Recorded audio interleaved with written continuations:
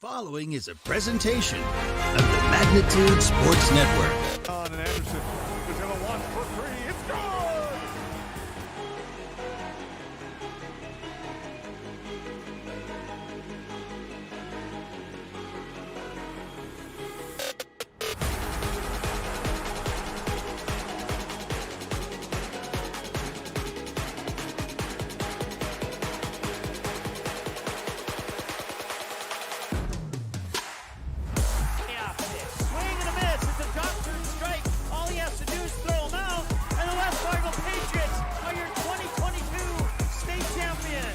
Now it's game time.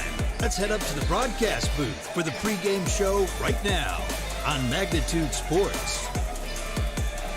Good Friday evening, basketball fans, and welcome into Grafton High School Gymnasium, where we are gearing up for a cross-region Class B boys basketball, girls basketball doubleheader set of games here. We are excited to be bringing you, once again, boys basketball, girls basketball doubleheader. Two good teams playing each other on the boys' side, two good teams playing each other on the girls' side. We're going to be seeing today the visitors on the scoreboard, the Kindred Vikings, traveling all the way north up I-29 to take on the home team on the scoreboard, the Grafton Spoilers. Some Friday night doubleheader action. My name is Josh Almaris. I am joined alongside Nicholas Eggy, the Eggmeister Eggman, and on camera, Mason Almaris. Nick, how you doing? How's your trip up north? Great trip. Wind at the back, flew up here, got up here quick. Haven't been up here, I think, haven't been north of Grand Forks in about 6 years, I think, so it's nice to get back up to this side of the country. Yeah, we are. State. It's God's country, and it's a great place. I got to take a look down memory lane. The old hockey runner-up championship trophy, runner-up, not championship, a runner-up trophy is. Lutusky has a different one. Yeah. Jordan Lutusky, he gets bragging rights in that department, but it's still in the hallways.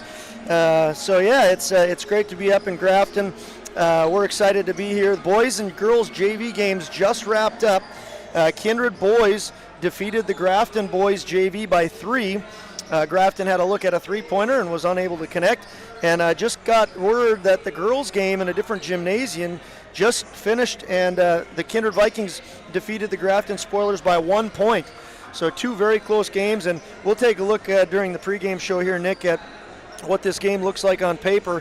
But both of these games, the boys and girls games, I think will be close, just as the JV games were. So once again, Kindred boys JV was defeated Grafton Spoilers by 3, and the Kindred girls JV defeated the Grafton Spoilers by 1 on the JV side of things. Nick, let's take a break. We'll come back. We're gonna look over both of the teams' records. We're gonna look at their common opponents. We'll look at the starters. I'd like to thank everybody for tuning in to the pregame show, Region 1 versus Region 2 boys basketball.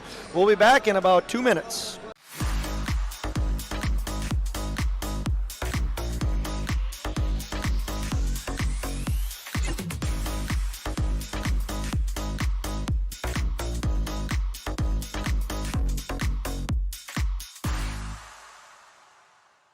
MLGC's story began in 1906 in the rural communities of Enderlin and Cooperstown. Today, MLGC is a fourth-generation family-owned company that can deliver ultra-high-speed broadband, TV, telephone, and advanced business services to customers on a 100% fiber optic network. Now available in several rural communities, including Kindred. In an era of exploding technology, MLGC's goal is to deliver future technologies that make rural North Dakota a vibrant place to live and do business. Visit them today, MLGC.com. MLGC, moving you at the speed of light.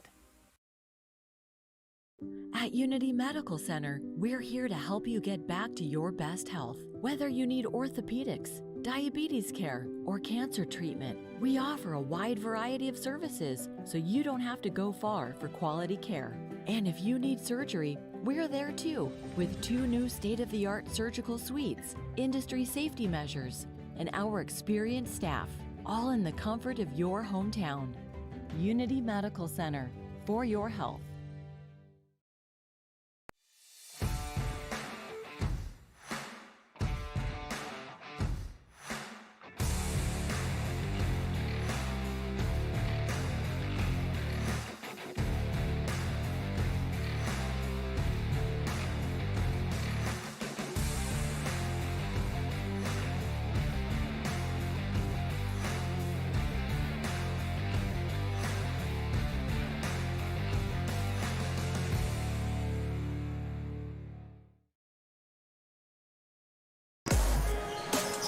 Hey fans, welcome back into Grafton High School, where we're going to cover the visitors on the scoreboard. The Kindred Vikings taking on the home team, Grafton Spoilers. Should be two great matchups. We'll look at the records and the common opponents in just a moment. Want to thank some of our sponsors first. On the Grafton side of things, a big thank you to the following sponsors for helping Eggmeister and I get up north. Unity Medical Center, Last Chance Grill, Rogers Corner Cut, Skin Rehab, Lone Wolf Farms, Marvin Windows and Skin Rehab. A big thank you for making things possible to getting us up here. We're going to start with the visitors on the scoreboard, the Kindred Vikings. Kindred Vikings coming to tonight's game with a record of 8-6. They have defeated Richland, Tri-State, Thompson, Northern Cass, Hankinson, Maple River, Wyndmere, Lidgerwood, and Lisbon. They have lost to Hillsborough Central Valley in overtime. Shiloh Christian, Sargent County. They've lost to North Border, and just recently they have dropped two in a row now.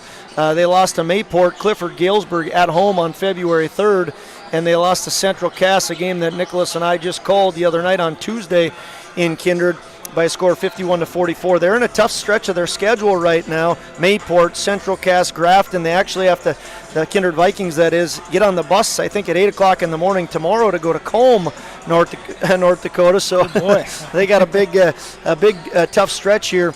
But those are the stretches you want to see your kids have, because at tournament time they usually pay off. On the Grafton Spoilers side of things, they come in with a record of 9-5 with wins over Oaks, Cavalier, Drayton, Langdon, Northern Cass, Midway, Minto, North Border, and Mayport.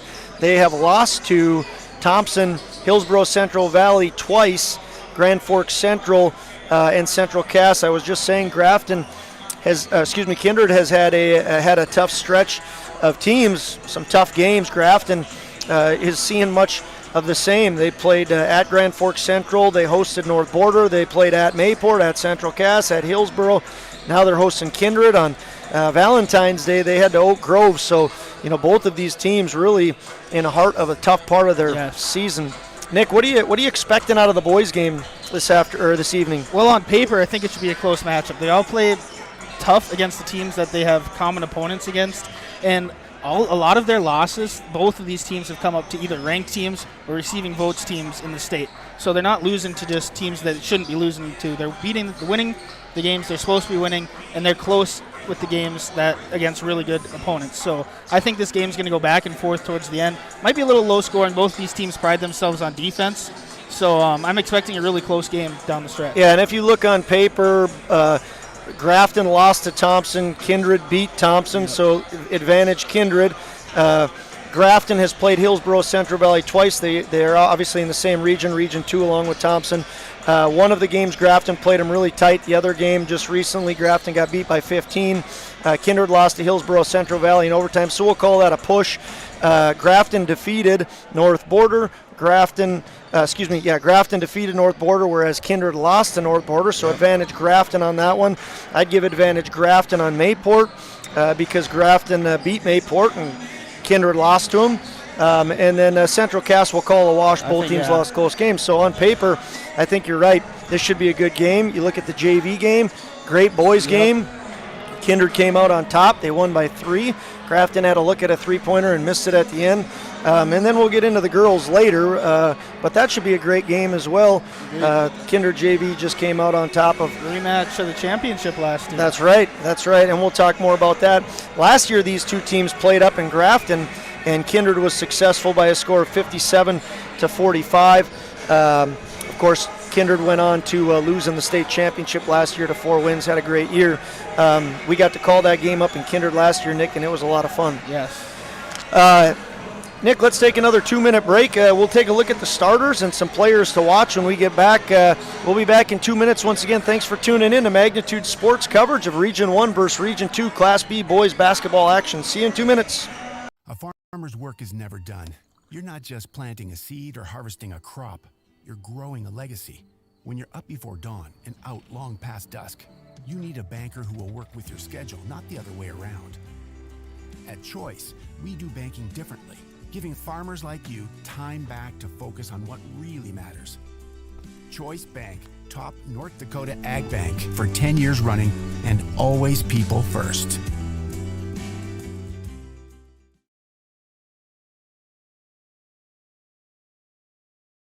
Rogers Corner Cut in Grafton wishes all the players in today's game the best of luck.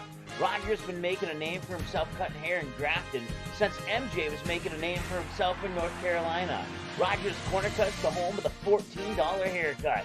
1949 Minneapolis Lakers basketball star Coach Bud Grant approves of this low price.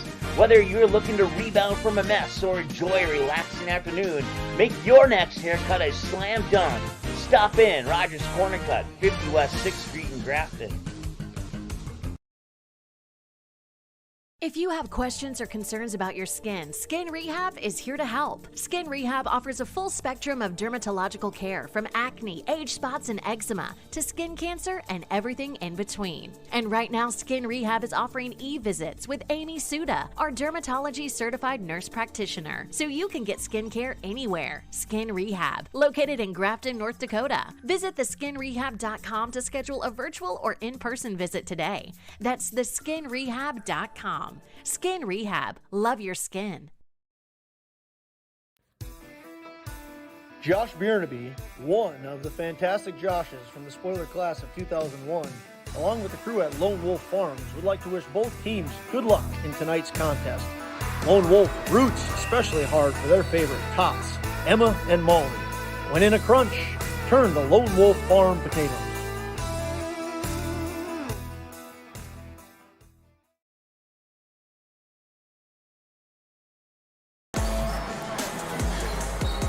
Hey fans, thanks for tuning in to Magnitude Sports. We're sure excited to be up in Grafton doing what should be a really fun doubleheader. We've got the boys basketball matchup about to be underway in just over 7 minutes till lineups and anthem. And then following that will be the girls. It's going to be back-to-back doubleheader. Always fun to do doubleheaders, isn't it, Nicholas? Yes, it is. Yes, it is, Josh. Especially when we got two good teams playing each other. One of the boys' teams is ranked. Turn it over to Nick in just a little bit. But Grafton and Kindred, both very good programs, good teams. One of them is ranked, potentially might get knocked out of the rankings because of a loss on Monday. But let's take a look at those rankings. Nick, just updated on Monday, the top 10 teams in the state of North Dakota, Class B boys. So on the boys' side, we have Foreman's Minnewacan, the easy choice at the number 1 spot, 13-0 on the year. Then we have Central Cass 15-0, Sargent County 15-0, Ellendale 15-0, and then run into Bishop Ryan at 13-2, Thompson at 11-3, Beulah 12-1, Shiloh Christian at the 8th spot at 12-3, Bowman County 13-2. Then you have Grafton sitting in that 10th spot, 9-4. Then receiving votes, you have North Border, North Prairie, and Dickinson Trinity. With, like you just said, that Grafton losing to Hillsborough Central Valley on Monday could knock them off, and you could easily see Hillsborough Central Valley sneak up into either receiving votes or to that 10th spot. Yeah, Grafton ranked number 10. The rankings came out on Monday, February 6th, and on that same day, Grafton traveled to Hillsborough and lost by a score of 67-52. We've talked about the polls this year. 4 wins, I think, is a definite number 1. Yep.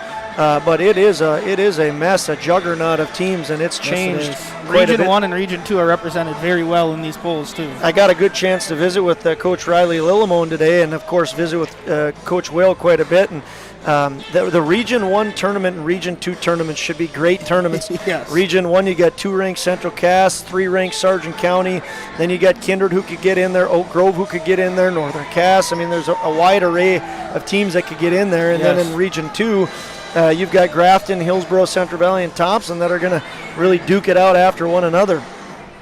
Should be a fun time. Crazy to think, Nick, that it's already almost tournament time. Region 1 tournament is going to be at NDSCS in Wahpeton starting on March 9th. And the Region 2 tournament is at the Betty Engelstead, also starting on March 9th. So we are less than a month away from region tournament time. Nick, let's take another break. Before we do so, I just want to thank a few more sponsors for allowing us to make the trip up north. Nipstead Farms, MLGC, Tommy's Express Car Wash, Kindred Storage, Swenson Farms, Goldmark Commercial Real Estate, Kindred Booster Club, Runnings of Moorhead, Popeyes, Kindred State Bank, MJ Nipstead Management Solutions, and once again to thank you to the Grafton sponsors, Skin Rehab, Marvin Windows, Lone Wolf Farms, Rogers Corner Cut, Skin Rehab, Last Chance Grill, and Unity Medical Center. We would not be here if it weren't for you guys. Stick with us on the pregame show. 4 minutes and 20 seconds away from anthem and starting lineups. We'll have one more segment when we return in about a minute and a half.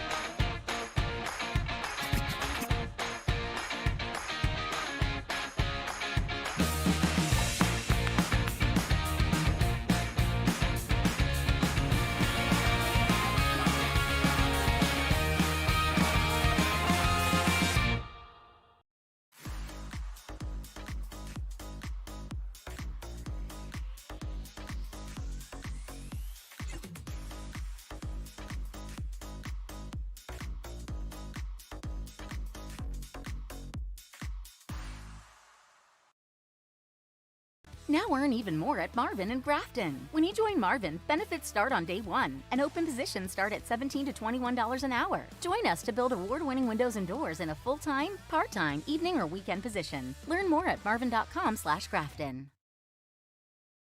Your skin is the largest organ in your body. Its healthy function is critical to your well-being. There are more diagnoses in dermatology than any other medical specialty. At Skin Rehab in Grafton, we provide dermatology services using the highest quality, state-of-the-art medical care, patient-centered with an individualized treatment plan. We see male and female patients of all ages. If you want to freshen up your appearance and peel off a few years of sun damage without excessive downtime or discomfort, ask about our aesthetic services. Online, theskinrehab.com. Skin Rehab in downtown Grafton. Hey fans, welcome back into Grafton High School. Josh Almaris alongside Nicholas Eggman and Mason Almaris on the camera.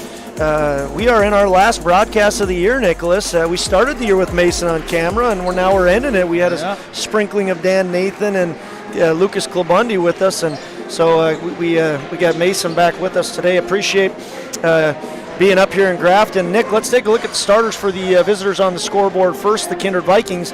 They are going to go, no surprise, Cole Campbell, senior guard, 5'9". His other guard mate will be Jorgen Swenson, senior guard, 6 foot. A couple of big boys in the middle for the Vikings are both sophomores, Carson Ossie and Presley Peraza. Carson Ossie, a 6'7" sophomore, Presley Peraza, a 6'5" sophomore. And Jack Davis getting the start again for the Kindred Vikings, the lone junior, 6'4", forward. Nick, let the fans know who do you want to watch closely for if you are a big basketball fan and want to follow some good players on the Viking side of things. Well, there's two, Josh. It's Presley Peraza and Carson Ossie. Those two, if they can get in the paint and get anywhere close to the basket, most times out of not, that ball's going to go on the hoop. And that's the two Grafton should be worried about the most, especially when the ball's in their hand. Carson Ossie, number 5, averages about 13 points a game, and Presley Peraza, number 12, averages about 15 points a game.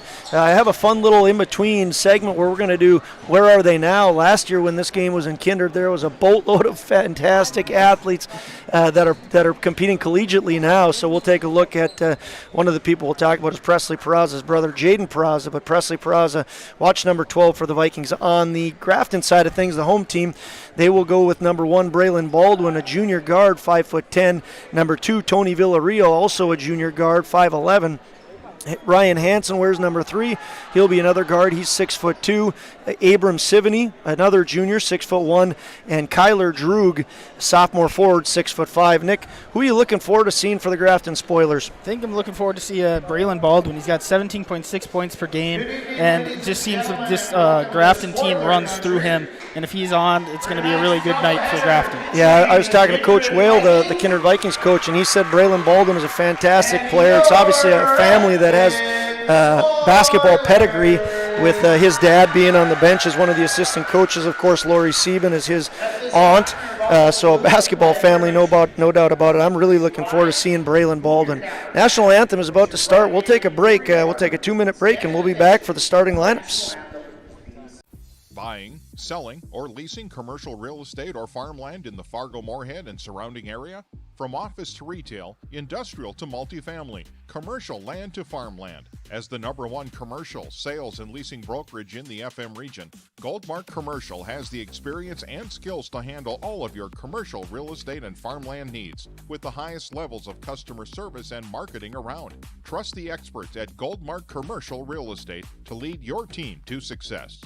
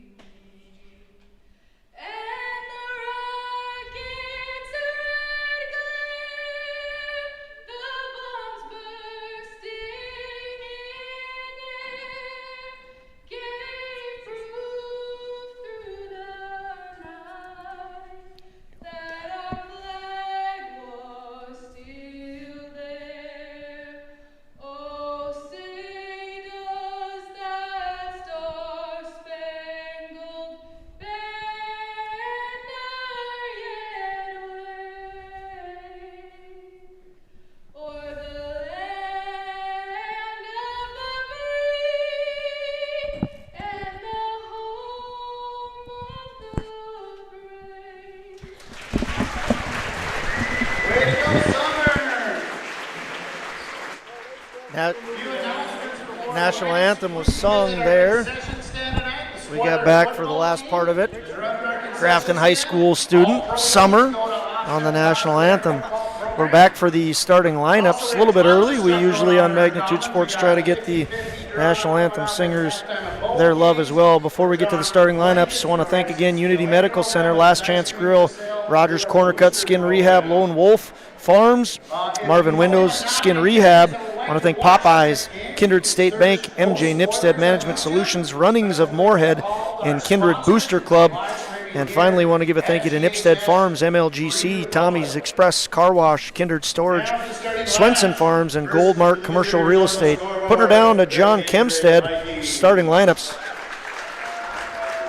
First for the Kindred Vikings, the visitors on the scoreboard, 8-6. Senior number 22, Jordan Swenson. At the other guard, a 5'9" senior, number 3, Cole Campbell. At a forward, a 6'5" sophomore, number 12, Presley Barraza. At the other forward, a 6'4" junior, number 23, Jack Davis. And at center, a 6'7" sophomore, number 5, Carson Olsen. That's the Kindred Vikings, coached by Brad Whale in his 16th year as head coach. He had stints at Linton, Oaks, and Mandan. He's been with Kindred for 16 years. Originally, he's from Ashley. In his 25th year of coaching overall, 16 years at Kindred. 1 state championship, 2 region championships, and over 300 wins for Coach Whale. Now for the home team, Grafton Spoilers. Starting in the guard, a 5'10" junior, number 1, Braylon Baldwin. At the other guard, a 5'11" junior, number 2, Tony Villarreal. At a forward, a 6'2" junior, number 3, Ryan Henson. At the other forward, a 6'1" junior, number 23, April H70. And at center, a 6'5" sophomore, number 33, Kyler Drew. Grafton Spoilers are coached by Riley Lillimon, assistants Brent Baldwin, Mike Hansen, and the assistant coaches for the Kindred Vikings are Scott Milbrandt, Matt Hagan, and Jimmy Hoy. Nick, you excited? Yes, I am. Here we go. Good atmosphere here in Grafton. Stands are getting pretty full. Kindred traveled pretty dang well, and the Grafton side is getting pretty full as well. Sure did. Region 1, Region 2 matchup. 4, we'll say, very good teams. 2 good boys teams, 2 good girls team. All of these teams are looking to punch their ticket to state at region time, and this is going to be a good tourney builder for them. Peraza taking on Kyler Droog, and Droog gets the ball to Baldwin, one of the people we're looking forward to watching here, Nicholas. Spoilers with first possession. It's in the hands of Villarreal, and eventually to Baldwin. Baldwin working against Campbell. Hands off to Ryan Hansen. They then go to Villarreal. Villarreal trying to find Baldwin. Baldwin, this is who the big scorer is for the Grafton Spoilers, averages 17.6 points a game. Going to be Hansen Deep with the three. first shot, no good. Rebound Peraza. Vikings with their first possession. Cole Campbell, senior, gives to his classmate Jorgen Swenson. Swenson to Peraza. That's the guy you want to look out for. Peraza, nice drive, no good. Air ball. Not like Peraza to get that close to the basket and air ball. Got above his defender too, got a clean look, and just missed it all. You mentioned it though, both of these teams take a lot of pride in their defense. Hansen with the ball at the G, gives to Villarreal and on to Baldwin. 1-2-3, 1-2-3. Here's Hansen to Baldwin. Works against Osi, then to Villarreal. Now to Baldwin. Here's his his first shot, no good. Rebound Osi. Osi is sophomore.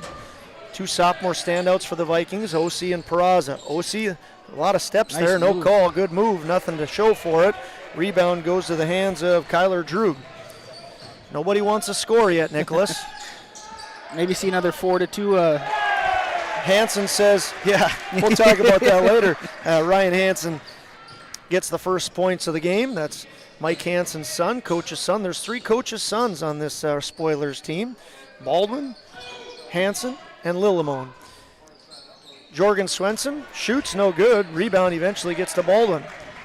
Baldwin going to give a one-hop pass to Hansen. Deep 3 to Baldwin, no good. And going to go to the Vikings. Despite Abram Sivany thinking that it went off of a Viking, it did not, the refs say, and the Vikings will have it. I think he might have had a case there, too. 2-0, Spoilers leading the Vikings. We're very early on, just 2 minutes in, but only 2 points scored. Vikings work inside to OC. OC connects. OC ties the game. The sophomore sits down the Kindred Vikings faithful. Peraza almost with the steal. I think he's got a foul coming, too. They are going to call a foul against Peraza. His first, team's first. Presley Peraza picks up a foul. It's one thing we haven't really seen this year, Josh, is teams getting into foul trouble on our streams. Hopefully I didn't just jinx that, but it's been fairly clean most of the year. A lot of good defense. Here's Hansen trying to get on the board again, and he does. Hansen for 3. Ryan Hansen has all 5 of Grafton's points. Great 3-point shot there by Ryan Hansen, and the Vikings are in disarray a little bit here. OC gathers it together, gives to Jorgen Swenson. Campbell inside to OC. OC see if he can get a couple more points. He's fouled. Shot's no good. He's going to go to the line. Foul goes against 23. Abram Sivany. Sivany's first. The Spoilers first. I think we're going to see a lot of that tonight, Josh. Get that ball down low to Carson OC and let him do his thing. OC connects on his first free throw. It's OC 3 versus Hansen 5.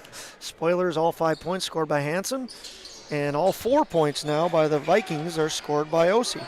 5-4. Think we can make the whole game with that? I don't know. This Braylon Baldwin, I'm guessing, is going to score some points at some point, but the Spoilers do have 3 kids, 3 youngsters averaging over 10 points a game. Kyler Droog just got connects. He doesn't have 10 on an average a game. He averages 9. And Ryan Hansen averages 11. Tony Villarreal around 12. And Braylon Baldwin around, we'll call it 18. So they have a lot of point scorers, Grafton does. Yes, they do. Jack Davis, the lone junior on the court right now. Gives to Cole Campbell. Cole Campbell cannot connect. Peraza with a great rebound and putback. That's what we're talking about, Nick. Presley Peraza. Yep. He's a dangerous player. Got to get a body on someone if you're Grafton. You can't let Presley Peraza run around out on the post after a shot. The 6'5" sophomore gets 2 points, his first 2 of the night. It's Spoilers 7, Vikings 6. Baldwin works against Campbell, goes to the left, and then dishes back to Droog. Droog back to Baldwin. Baldwin into the paint. Nice handoff pass there. Oh, in and out, no good, but rebound goes to Villarreal. Putback no good, and Jack Davis gets the rebound. A lot of contact down low. Swenson for 3. Not even close. Tony Villarreal, fast break up to Hansen. Hansen almost made a very athletic play. It is getting hectic in this gym early, Josh. It is. It's good pace. I like this, Nicholas. Region got 1. A foul on Kindred? Yep. Foul went against Kindred's, I think, Jorgen Swenson. It's not up on the board yet. Yep, Jorgen Swenson picked up his first, team's second. Excuse me.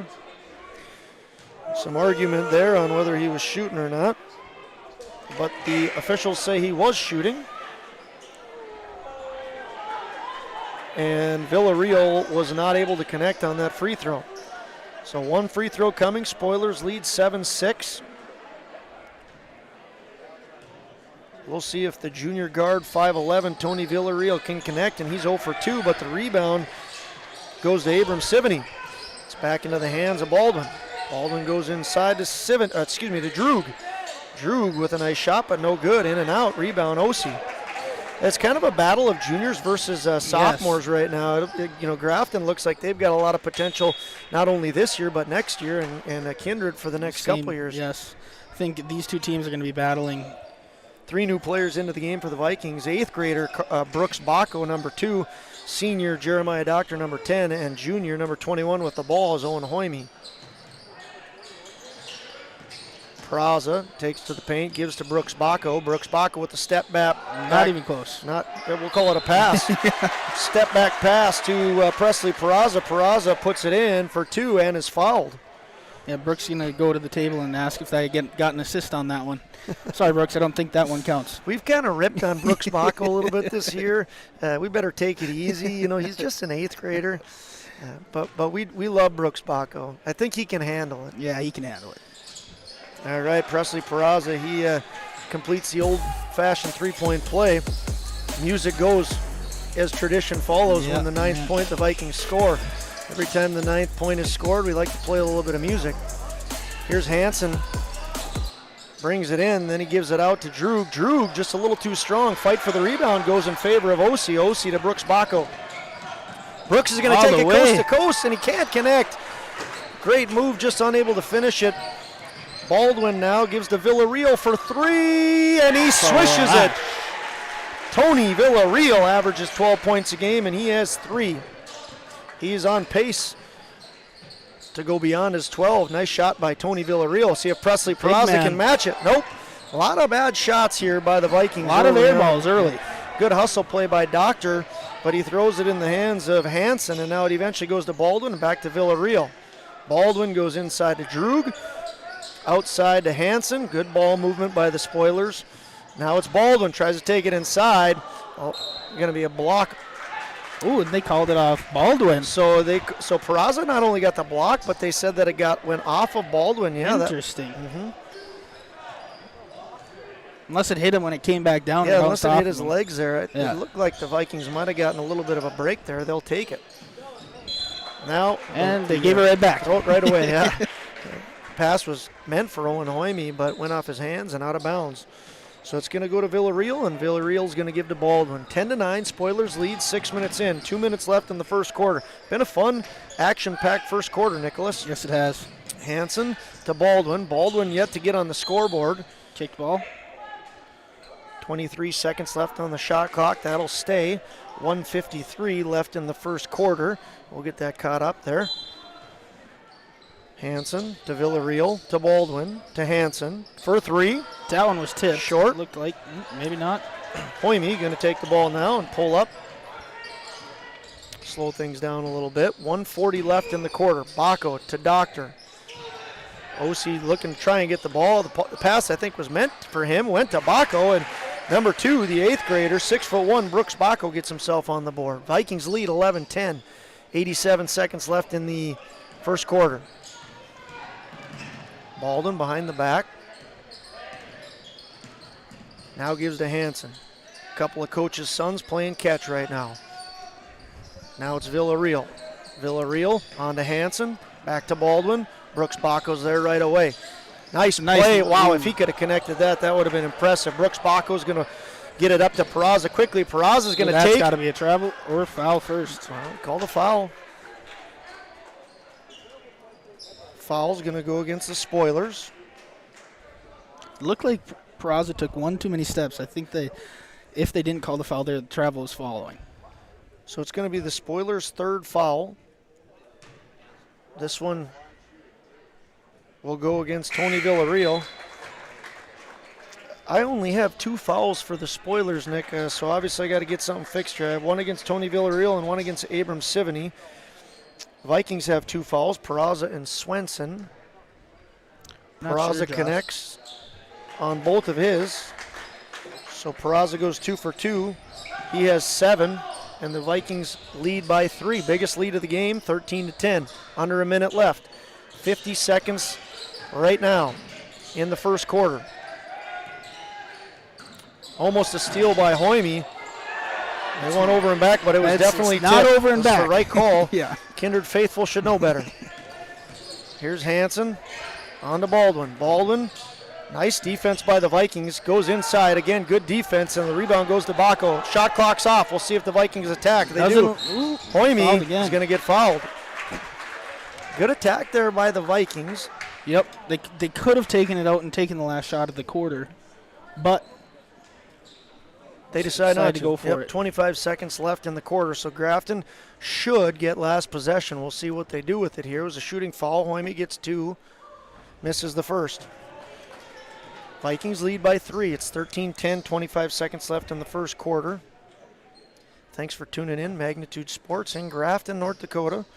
Josh Almaris alongside Nick Eggman and Mason Almaris. Owen Hoyme connects. He gets his first point. Vikings lead by 4. 14-10, 20 seconds left in the first. Baldwin with the ball. I'm thinking Baldwin's going to chuck one up here as time expires in this quarter. Braylon Baldwin has not scored. The junior guard, 5'10", 17.6 points a game. We're 5 seconds away. 4, 3, 2. Villarreal, no good. Rebound, Davis. No good. So that's how it'll end in the first quarter. Vikings win the quarter by a score of 14-10. Fast-paced, fun first quarter. Region 1 versus Region 2 Class B boys basketball action. Vikings are leading 14-10. We'll be back in a minute for the second quarter.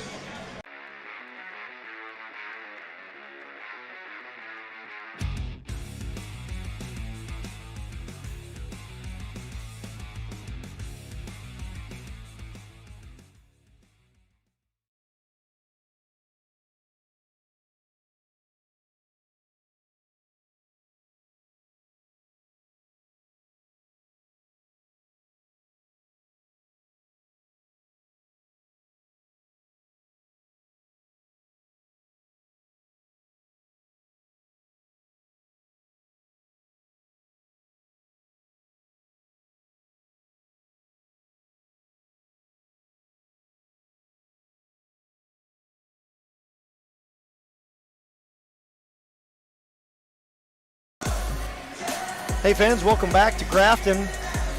The visitors on the scoreboard, the Kindred Vikings, are leading the home team on the scoreboard. The Grafton Spoilers want to thank everybody for tuning in. Got some love from Coach Eric Burgad. Yep. Listening from back home in Kindred. Thanks for tuning in, Eric, and anybody else who's enjoying listening to some Region 1, Region 2 Class B boys basketball action. 10 seconds into the second quarter, Vikings have the ball and the lead. O.C., the sophomore, gives to the 8th grader, Brooks Bacco. Nice drive. Brooks Bacco takes it to the hoop. He has 4 points. And that is why he is on the court as an 8th grader, Josh. You talk about some of these young athletes the Vikings have. You got O.C., you got Peraza, you've got Brooks Bacco very much in that conversation as well. Jack Davis, another starter, a junior. And a boatload of juniors for the Vikings, or excuse me, for the Spoilers as well. Cole Campbell with the ball right now. O.C. showing off some moves but can't connect. Rebound goes to Villarreal. The youngsters for the Spoilers are Baldwin, Villarreal, Here's Hansen. Baldwin 3. Yep. Baldwin gets on the board for 3. His first 3 points. It's a 3-point game. Vikings lead 16-13. One thing I was looking forward to, we didn't get time in the pregame show, but it's Campbell against Baldwin. Campbell prides himself on defense. Not a really big scorer. Gives the ball, moves it around, but very good on defense. I was interested to see how he was going to be able to guard Baldwin this game. Great point and great move there by Carson O.C. Carson O.C. gets himself another basket. He's up to 6 right now. Vikings lead 18-13. You're exactly right, Nick. That's one of the biggest things that Cole Campbell prides himself on. We got a lot going on down low. Offensive foul. Tony Villarreal didn't like the call, but it's going to go against him. Tony Villarreal picks up his second. I think it was either a moving screen or is holding the Viking defender from getting across. So it's his second. Team's 5th. Team's 5th. I'm missing a few fouls there. We'll have to get that squared away. Vikings have the ball in the lead. They lead by 5. 6:20 left in the second quarter. Campbell to Swenson. Swenson to Bacco. They go inside to Peraza. Peraza works against Droog. Nice move. Wow. Good defense, but what a great shot. Yes. Droog just kind of put his head down there like, what else am I supposed to do? Presley Peraza is a very good basketball player. Droog played him nicely, but Peraza was able to put it away. Vikings lead by 7, biggest lead of the game. Peraza is going to get a foul there. Peraza thought he could get over the back and not touch him and get that ball and knock it away, but just got a little too close and made contact. So it's Peraza's second, team's third. Jorgen Swenson has the other foul for the Vikings. Yeah, that's something you don't like to see if you're a Vikings fan. Peraza coming off the court. Dumas is into the game for the Spoilers right now. So too is Reggie Rice. And it's Droog with the ball, who gives to Rice. Rice gives to Baldwin, thinks about the three. Oh, nice move, but he has to go through some big boys, and he wasn't able to do so. Good defense by Peraza and Swenson. Ball's up to Osi right now, down in the corner. Then to Osi. Osi for three, and he connects. That's the big thing about Osi. We can see him go in or out, and he's going to knock down either shot. A little bit of emotion there from the Vikings. They're pumped up. When we come back, Owen Hoyme and Jack Davis will be coming into the game. Vikings lead by 10, 23-13. We'll see you back in a minute. How does Popeye's chicken sandwich get so crunchy, juicy, and tasty? We make everything with love. Get it today and make your taste buds dance. Love that chicken from Popeyes. If you've become sidelined by pain, injury, or a health condition, our physical therapy team at Unity Medical Center can help you get back to doing what you love.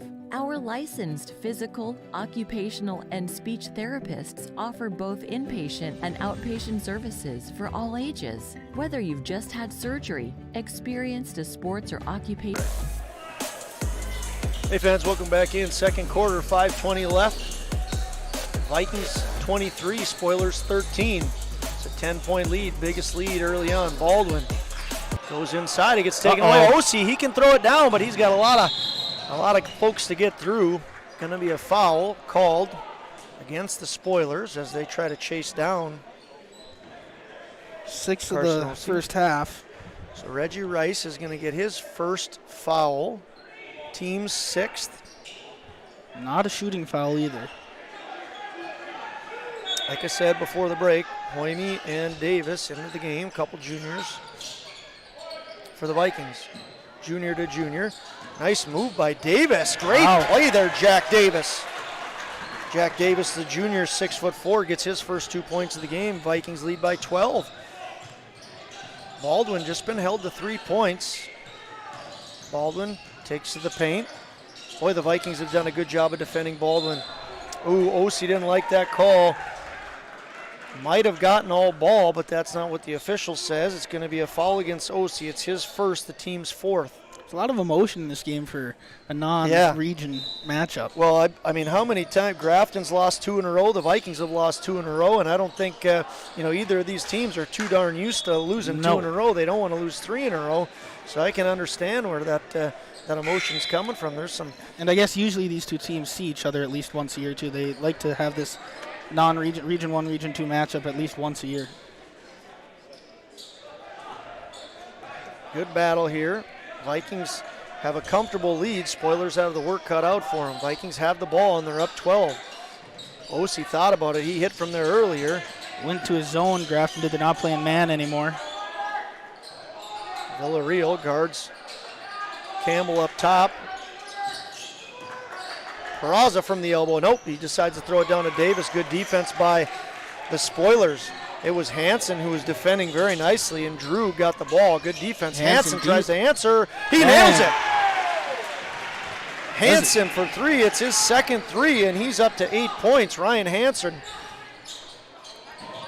with a big couple plays there. Seems Kindred's a little discombobulated with this zone Grafton switch to.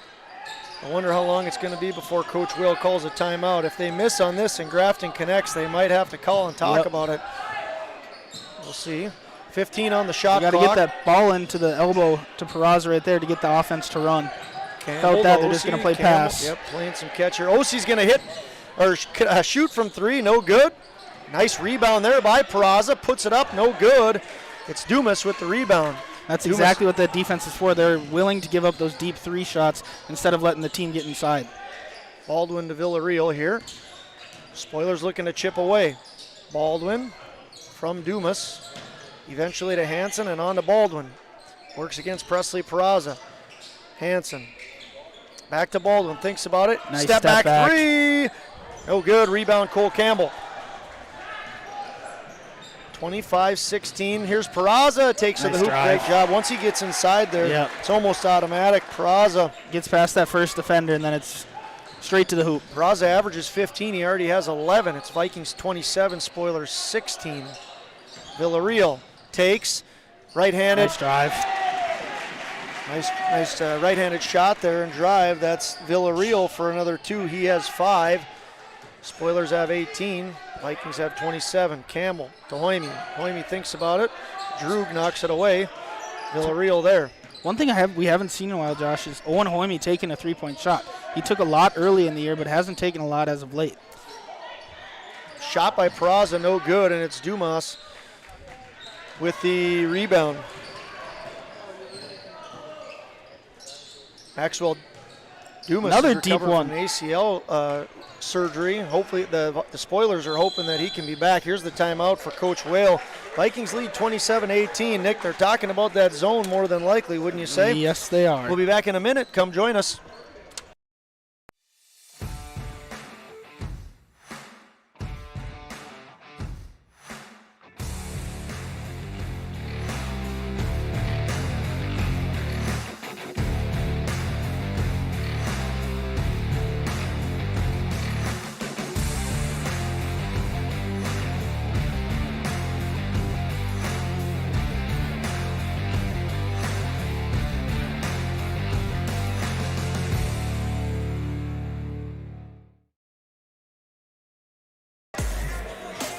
Hey fans, welcome back in. Scoreboard reads 27-18, 2:02 left in the second quarter. I want to thank our sponsors once again, Unity Medical Center, Last Chance Grill, Rogers Corner Cut, Skin Rehab, Lone Wolf Farms, Marvin Windows and Skin Rehab. Please thank those sponsors for allowing us up in Grafton, God's country, to follow some Region 1, Region 2 basketball.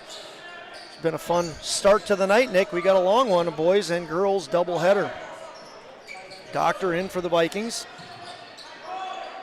Swenson for 3. Good open look, but not able to connect. A very good rebound by Bacco, but unable to connect. Here's Villarreal to Baldwin to Villarreal. Nice. Great play there. What a nice play by the Spoilers, Baldwin and Villarreal.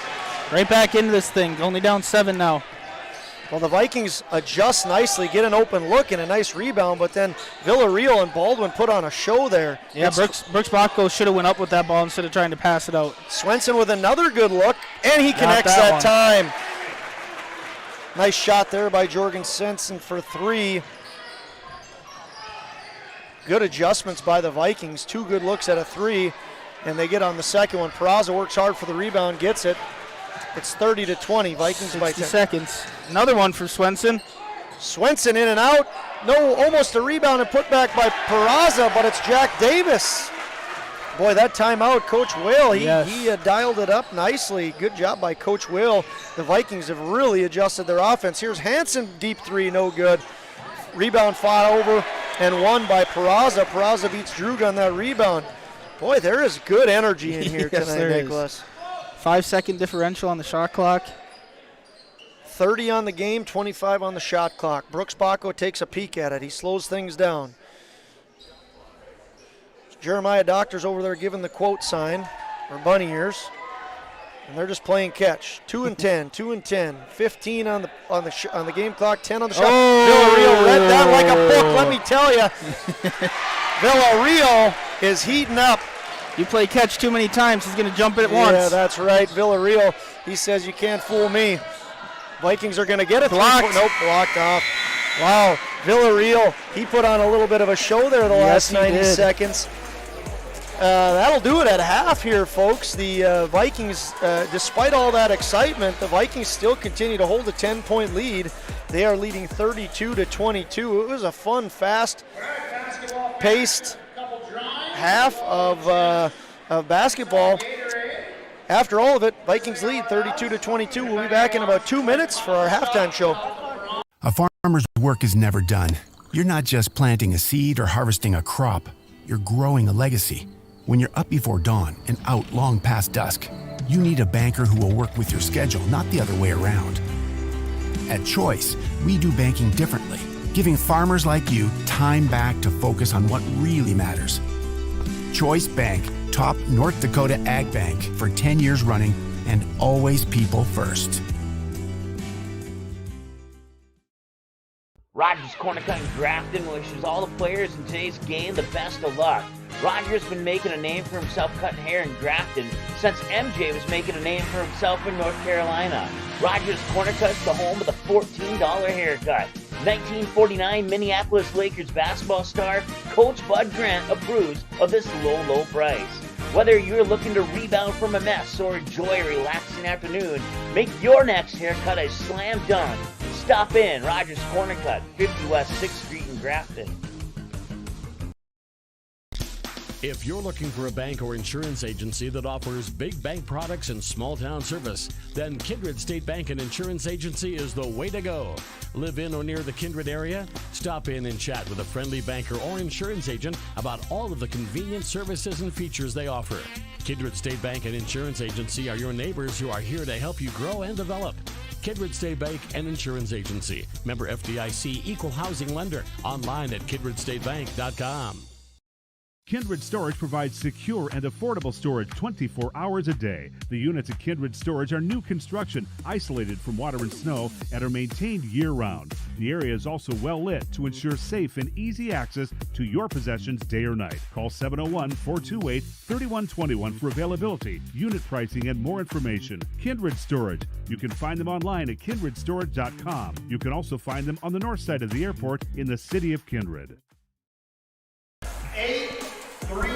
Welcome back, fans, to Grafton, North Dakota. Fun first half of basketball action. We have 3 more of them to come. We got another boys basketball half and then girls basketball game to follow this. It's been fun. Nick, what were your thoughts on the first half? It was a good first half. Kindred went on that little bit of a run there. OC and Peraza started to take over in the post and got up by a big lead, up by, I think, 13 at the highest, and then Villarreal just took over at the end of that and made it a 10-point at the end, but it could have been much higher. But Villarreal took over, and I'm very impressed with how Campbell is guarding Baldwin.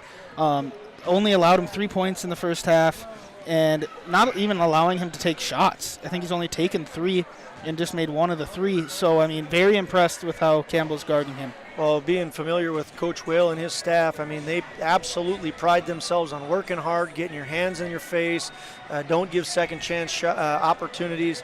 They have Cole Campbell doing a fantastic job. No points for Cole Campbell, but Cole Campbell will admit he'll take no points. I don't think he cares if he scores, Josh. Yeah, that's right. Leading the way, we'll start with the Vikings points-wise, is Presley Peraza, number 12, fantastic sophomore. He has 11. His classmate, who also is a fantastic ball player, is Carson Ossie. He has 9. Jack Davis and Brooks Baco each have 4. Jordan Swenson has 3, and Owen Hoyme has 1. On the Grafton side of things, Tony Villarreal was someone we were looking for to see. Same with Ryan Hansen, same with Braylon Baldwin. Those 3 are returners for the Spoilers. It's Villarreal leading the way. He has 9. He had an outstanding final 90 seconds, put on a couple of highlight reel baskets. He leads the way for the Spoilers. Once again, Tony Villarreal with 9. Ryan Hansen has 8. 2 of them are 3-pointers. Braylon Baldwin has been held to just 1 3-point basket, and Kyler Droog has 2. Once again, the Vikings come into this game with an 8-6 record. They've lost their last 2 games. They are not ranked. The Grafton boys come into this game with a 9-5 record. They have also lost their last 2. They were ranked 10th as of Monday. Nick, let's take another 2-minute break. We'll come back. We'll thank our sponsors, and we'll continue on with our halftime show. See you back in 2 minutes. If you have questions or concerns about your skin, Skin Rehab is here to help. Skin Rehab offers a full spectrum of dermatological care, from acne, age spots, and eczema to skin cancer and everything in between. And right now, Skin Rehab is offering e-visits with Amy Suda, our dermatology certified nurse practitioner, so you can get skin care anywhere. Skin Rehab, located in Grafton, North Dakota. Visit theskinrehab.com to schedule a virtual or in-person visit today. That's theskinrehab.com. Skin Rehab. Love your skin. Josh Biernaby, one of the fantastic Joshes from the Spoiler class of 2001, along with the crew at Lone Wolf Farms, would like to wish both teams good luck in tonight's contest. Lone Wolf roots especially hard for their favorite tots, Emma and Molly. When in a crunch, turn to Lone Wolf Farm potatoes.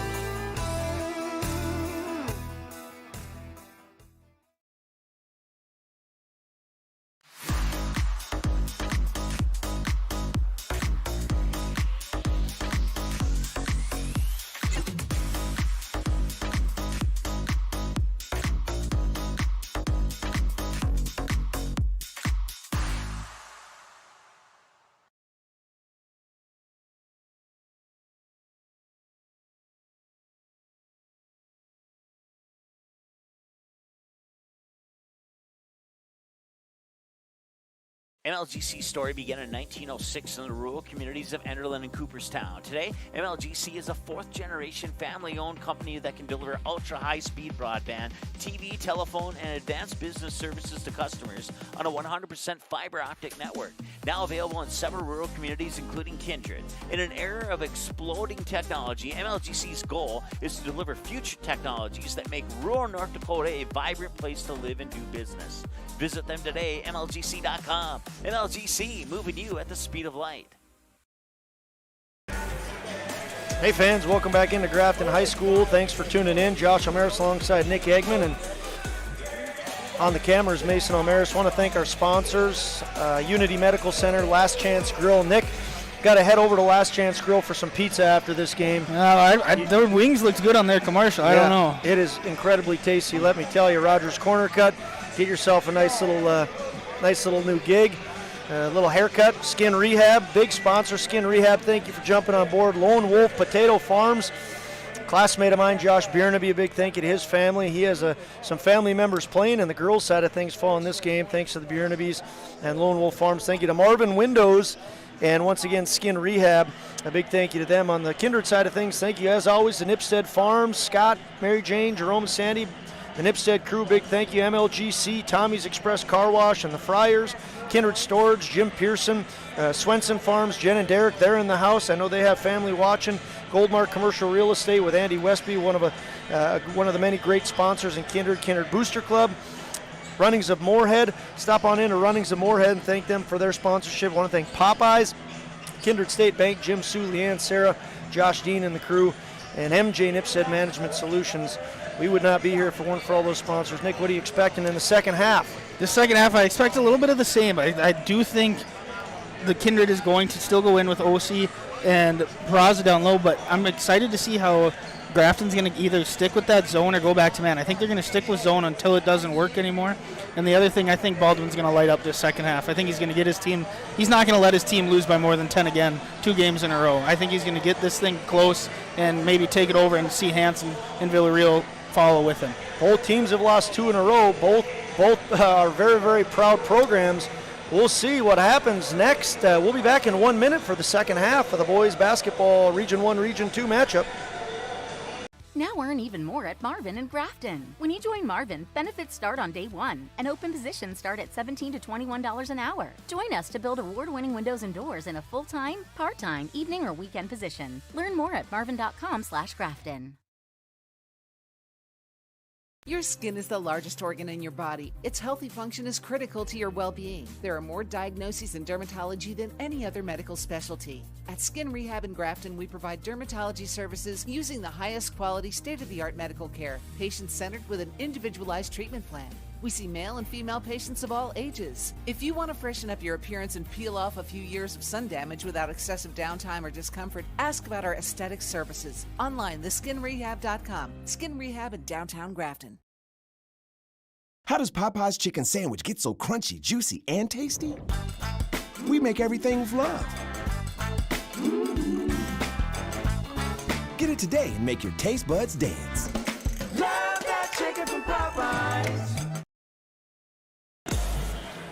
All right, fans, we're about to begin the third quarter. JV basketball, Kindred boys beat the Spoilers by 3. Kindred girls beat the Spoilers by 1.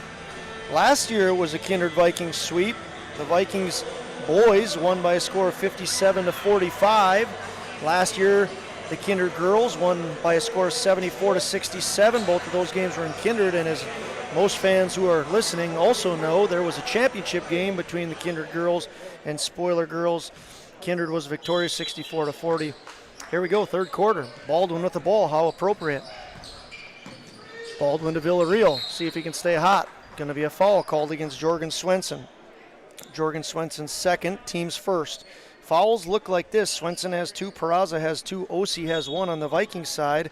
On the Spoilers side, it's Villarreal with 2, Hansen, Rice, Sivany, and Drug with 1. Here is Villarreal.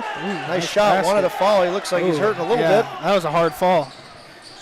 Villarreal is now in double digits. He has 11. He averages 12. Oh, Davis was wide open. The Vikings missed it. Wide open basket there. Here's Campbell. Woo. First points for Campbell. And he answers. Vikings stay up by 10. Baldwin trying to figure out Cole Campbell right now. Now he's got Swenson on him. See if he can take advantage here. Campbell moves to Villarreal. And Villarreal is going to shoot three. Yeah. Villarreal stay hot, number 2. Wow, he is having a good game. He has 14, Villarreal does. Tony Villarreal, what a great game he's having. He gets the spoilers within 7. Jack Davis gives to Cole Campbell. Back to Davis. Double deuces here. Shoots from the free throw line. No good. Rebound. Sivany up to Baldwin, who he might have had. Droog down low. Baldwin for 3. No good. Way off the mark. Going to be out of bounds. That does not seem like Baldwin thing to do there. That was way off the mark there. Had a wide open look too. 34-27. Vikings lead the spoilers. Third quarter, we're a minute and 20 in.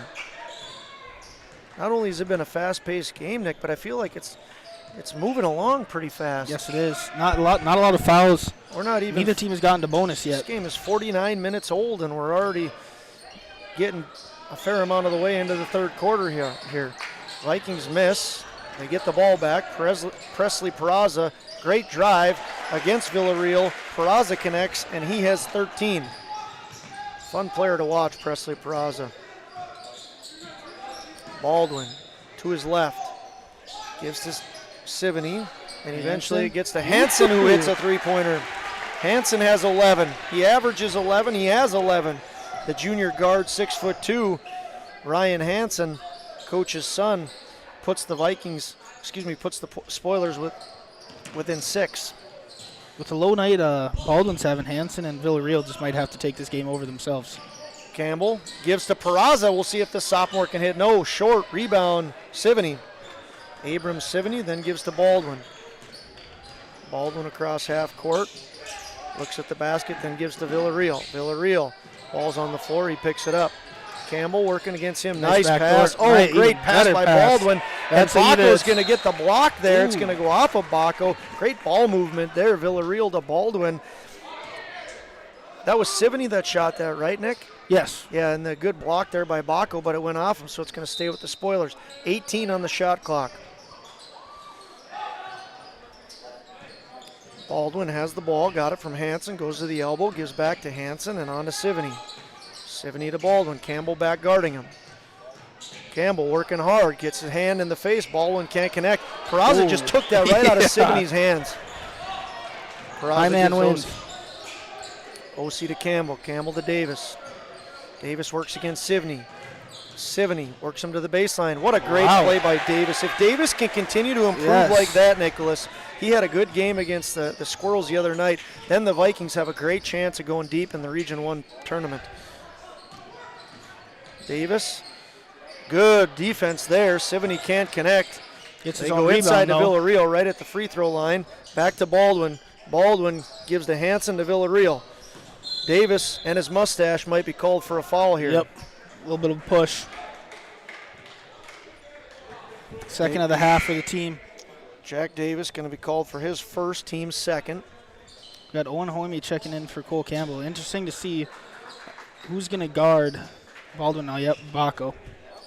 And Baco is number 2, folks, is just an 8th grader, and he's come on strong for the Vikings. He's gotten stronger and stronger as the year has gone on. He plays some good defense too. Travel. Called against Kyler Droog, the sophomore, 6'5". Going to turn it over. Davis gives to Baco. Go ahead, Nicholas. See if Kindred can capitalize here. Got close here.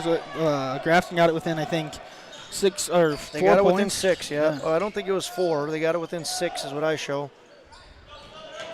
But we all know, Nicholas, we've made a mistake or two. Inside to OC. Good defense there by Hansen. Got the roll. Like OC gets the roll, he has 11. Averages 13, he has 11. Baldwin works against Baco, gives to Hansen, goes inside to Droog. Droog, tough shot, short, rebound. Wow, Villarreal is having a great game. Not only is he scoring, but this could be a huge assist. Nope. Oh, no putback there, a missed opportunity by the spoilers, and Sivany Hansen tries to talk the ref into it, and he's not able to do so. He looked convincing, Nick. I almost thought that it didn't go that way. I didn't really see what happened. I didn't see it either. But his expression looked like it should have went that way. Those acting classes. Swenson checks in for the Vikings. Hoyme corrals the ball. Swenson looked like he was going to take the three, but didn't. Double deuces gives to Baco. Going to be a travel here. Too many twos, and the feet start rolling, traveling. 22-2.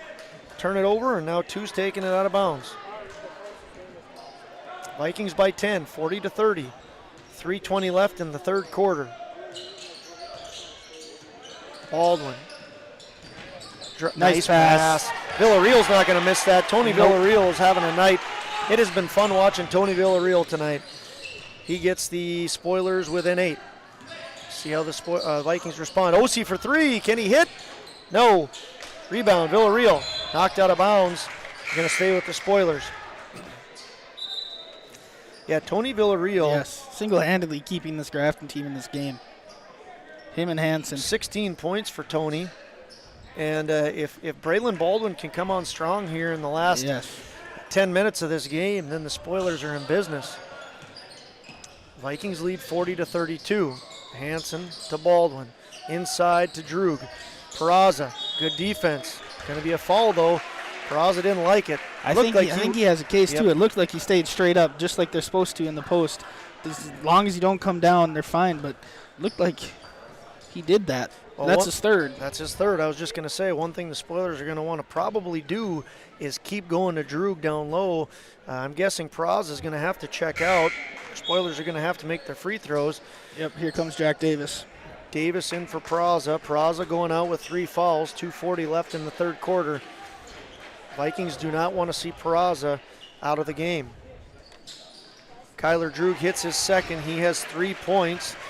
The sophomore gets the Spoilers within 7.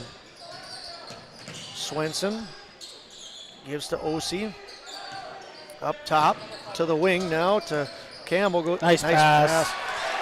Great pass by Cole Campbell. His bench shows their appreciation as Jack Davis gets the ball and puts it away. Davis up to 8. Boy, I said it earlier. I'll say it again. If Davis can get into double digits regularly, the Vikings become an awfully dangerous team. Yes. Droog. 3. Wide open. 3-pointer, no good. That was Reggie Rice, the freshman, 6'4", couldn't connect. Ball bounced all over the place.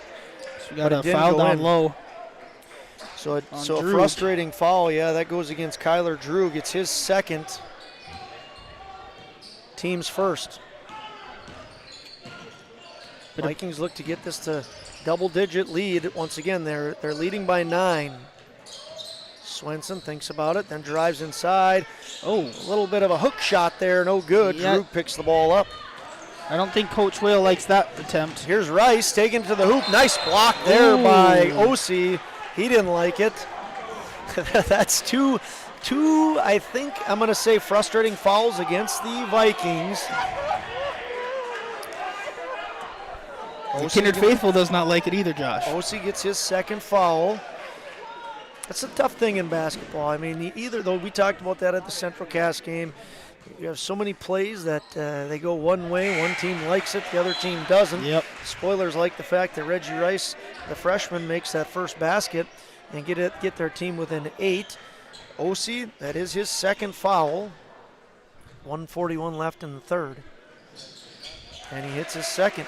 So Reggie Rice gets his first 2 points. He averages 9 a game. The Spoilers have 3 players that average double digits. Baldwin, Villarreal, and Hansen, 2 that are right around there in Reggie Rice and Kyler Droog. Back to the zone here for the Spoilers to end the quarter. 1:25 left in the third quarter. It's a 7-point game.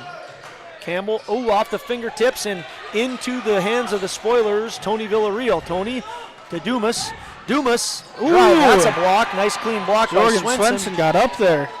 And Cole Campbell now has the ball. 65 seconds left in the third quarter. Doctor tries to go inside to Davis. What a great block there by Dumas. So I mentioned it earlier.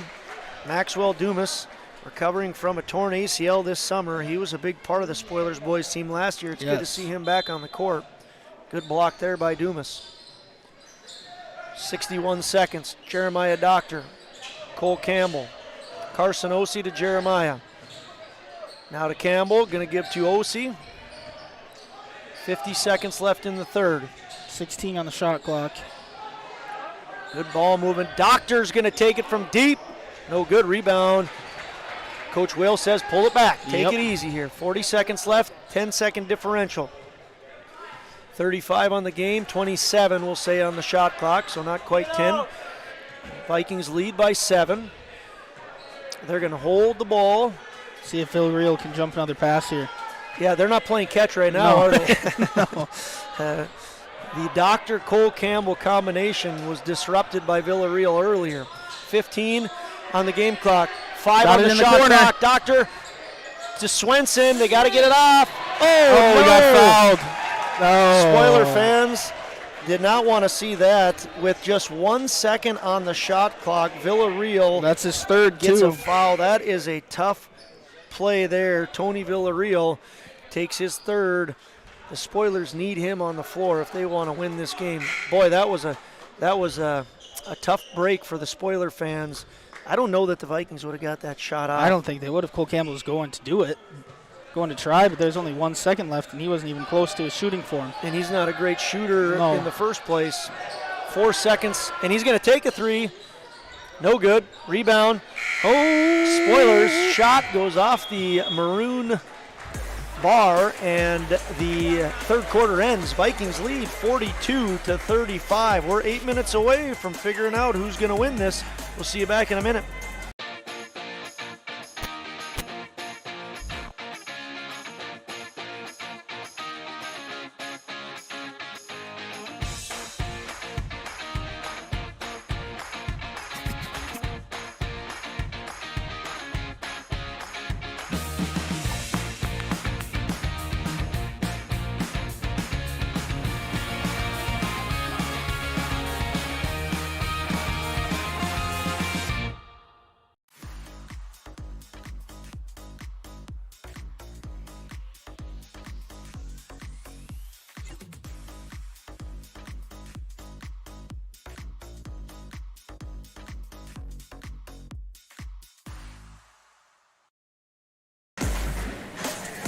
Hey fans, welcome back into Grafton. Looking for something to do after the game? Stop on into Last Chance Grill. Say hi to Mayhair and thank him for his sponsorship. Get yourself a delicious pizza. They'll have food all night tonight, and it's delicious. Heading back to Kindred, stop on in, get yourself something for the road. Thanks to Last Chance Grill and Mayhair. Also want to thank Skin Rehab, Lone Wolf Farms. A big thank you to the Biernaby family, Marvin Windows. Once again, want to thank Skin Rehab, Last Chance Grill, Unity Medical Center, and Rogers Corner Cut. Here we go, fourth quarter action, Nicholas. Cole Campbell with the ball for the Vikings. Directing traffic, eventually to Swenson. He's going to take it. No good. Rebound, Hansen. I think that's the best defense for Grafton, is staying in that zone. When they get to man, they let the big boys get down in deep. When they're in zone here, it's only been outside shots, and they haven't really been connecting on all of them. Baldwin no good for the three, and the rebound goes to number 3, Cole Campbell. Baldwin has been held to just 3 points. If you're a Spoiler fan, you know if Baldwin's held to 3, you're not probably in the lead. Baldwin gets the rebound off of the OC miss, and now it's Hansen. Thinks about it.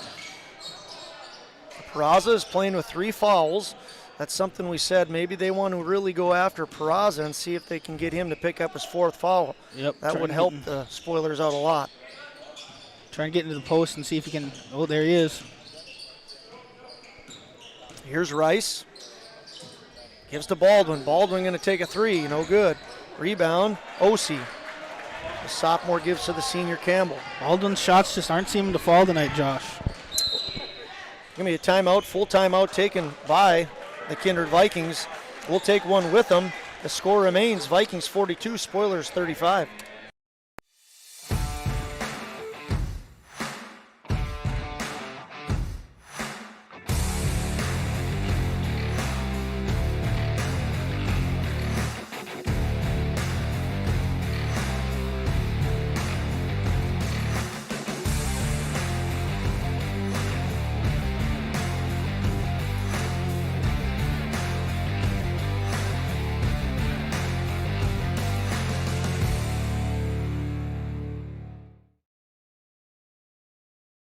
A farmer's work is never done. You're not just planting a seed or harvesting a crop. You're growing a legacy.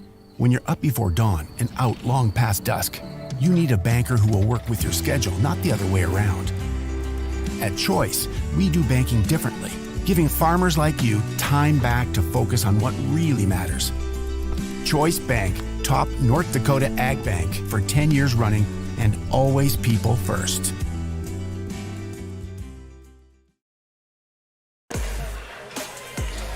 Hey fans, welcome back. We are having the pleasure of being in Grafton for a Region 1, Region 2 matchup. Two strong basketball programs battling it out. Both of them have uncharacteristic 2-game losses, and neither of them wants to take that 2-game loss to a 3-game loss. Right now the advantage is in the hands of the Vikings. Carson Ossie guarded against by Hansen and Villarreal. Now it's Hoyme, to Bacco, to Ossie. Back to Hoyme. Hoyme thinks about it, decides differently. Peraza wanted the ball down low, didn't get it. Now he gets it right in the paint. Yep. Reggie Rice going to be called for that foul. Peraza was begging for the ball, just couldn't get it to him. He has 13 points. We'll see if he can add to that total. Going to be 2 shots here. Reggie Rice picks up his second. That's the team's third. Villarreal with 3, Rice with 2. Droog also has 2. Sivity and Hansen have 1 each for the Spoilers. 14 now for Peraza as he hits his first of 2 and his second. Presley Peraza, 6'5" sophomore, up to 15 points. 44-35, Vikings by 9. Villarreal. Shot from the wing and a very nice one. Tony Villarreal. Up to 18. Up to 18 points. Wow, Tony Villarreal's having a great game. Just a junior as well. Brooks Bacco to Hoyme. Hoyme takes it to the top, then gives to the wing. Inside, knocked around, turnover. Ends up in the hands of Rice. So this is what the Spoilers need, a little bit of a run. Villarreal gonna stop and pop and make. Tony Villarreal. He is a fun player to watch. 21 points for Tony Villarreal, and just like that, the Spoilers are within 4. We'll see if Peraza can stop the run. He can't. Rebound. Gets his own rebound. Peraza trying to match the excitement of Villarreal. It's becoming kind of a little bit of a Presley Peraza, Tony Villarreal show here. That foul goes against Ryan Hansen. It's his second, team's 4th. Peraza gets the roll and continues to stay hot from the line. He has 16. He's leading the Vikings. On the Spoiler side, it's Villarreal with 21. Hansen with 11. Presley Peraza hits again. He has 17. Vikings lead by 6. Nick is shaking his head at me. I've done this twice. Knocked my own headset off. Hansen. There we go. Hansen for 3. No good. Rebound. Fought over and knocked out of bounds. Goes off of the Vikings. Cole Campbell checks in. So Spoilers keep it down 6. 5:11 left in the 4th. It's been a long time since the Spoilers have led. It's been since the first quarter, but they are on a run now and very much threatening. Baldwin in the wing.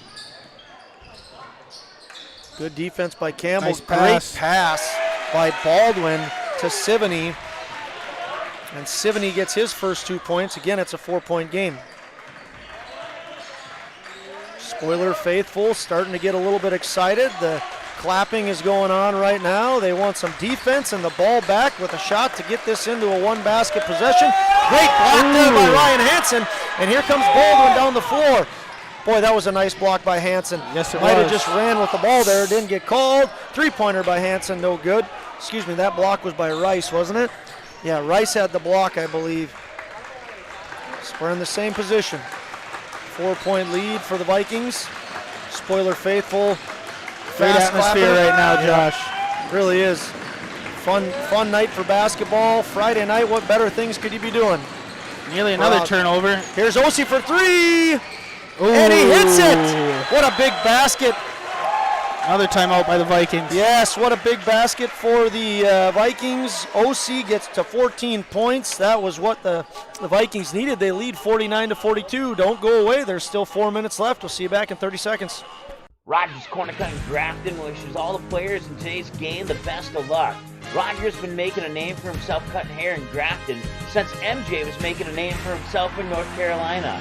Rogers Corner Cut's the home of the $14 haircut. 1949 Minneapolis Lakers basketball star Coach Bud Grant approves of this low price. Whether you're looking to rebound from a mess or enjoy a relaxing afternoon, make your next haircut a slam dunk. Stop in Rogers Corner Cut, 50 West 6th Street in Grafton.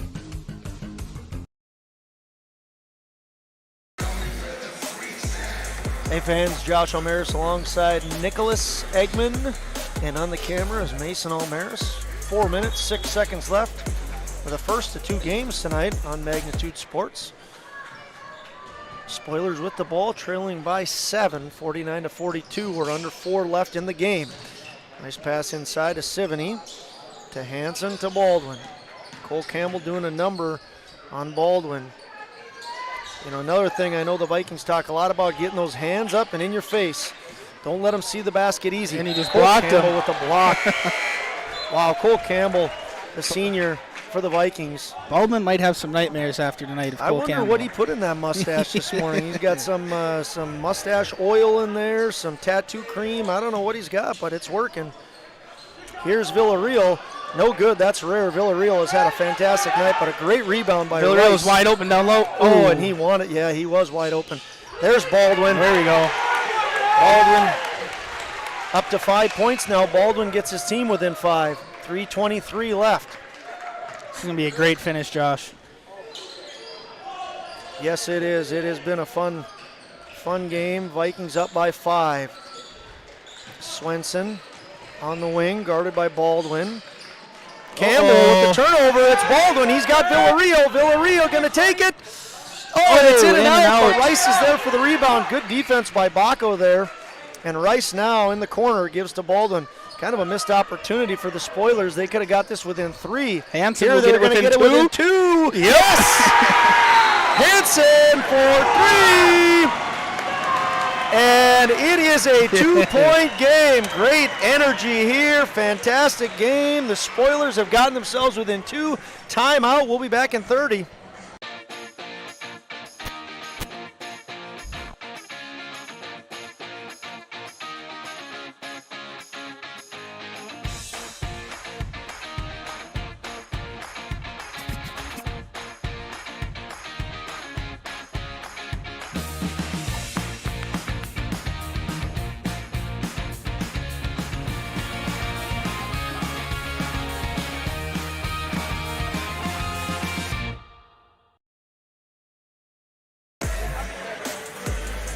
Nicholas Ryan Hansen has hit 4 3-pointers this afternoon or this evening. He's a junior guard, 6'2", the son of Coach Mike Hansen. Mike Hansen, fun fact, is a teammate of Eric Dick, teacher in Kindred. But Ryan Hansen doesn't care about all that. He cares about the fact that he hit a 3-pointer and put his team within 2 points of the Vikings. They have not led the Spoilers since the first quarter. We'll see how the Vikings respond. Nice. Why not go to Presley Peraza, the sophomore standout? Here's Villarreal. Villarreal going to take it right to the hoop. Switching hands. When you're hot, Josh. Yes, and that young man, Tony Villarreal, is just that. He is steaming hot right now. 51-49. 2:15 left in the game. A great one it has been. The Spoilers have clawed back in, almost get a turnover. The 8th grader, Baco, corrals it and almost throws it away. Boy, the Vikings are in a little bit of disarray right now. They still haven't figured out this zone, Josh. Nope, and they have not as of now. Here's Baldwin. Spoilers have a chance to tie or take the lead. It's been a long time since they've done that. Boy, the energy is great. We're under 2 minutes, 1:45 left. Fun night for basketball.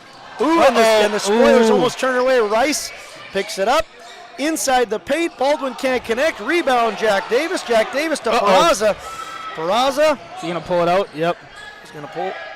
pull it back to Davis to Campbell. 127. Vikings by 2. Going to be a great finish. Both JV games were fantastic. Peraza takes it into the paint. He had a lane, yeah, he too. did. He gave it to Osi. A lot of energy. Oh, no. That's a huge foul. Peraza picks up his 4th. You know, I will say this about Presley Peraza. One of my favorite things is that's a high-energy, tough call, and he just deals with it, man. He just goes back and he hustles back. You could say all you want about Presley Peraza as a player, but those kind of things where he keeps his emotions in check are really fun to see. Unfortunately, the call goes against the Vikings. It's Peraza's 4th, and once again, the Spoilers have an opportunity to get the lead or tie. If they hit a 3 right now, this gym's going to erupt, Josh. We're under a minute. Rice. Oh my gosh. And that is it for Peraza. Yes, it is. That's going to really hurt the Vikings. Presley Peraza picks up his 5th. He is done.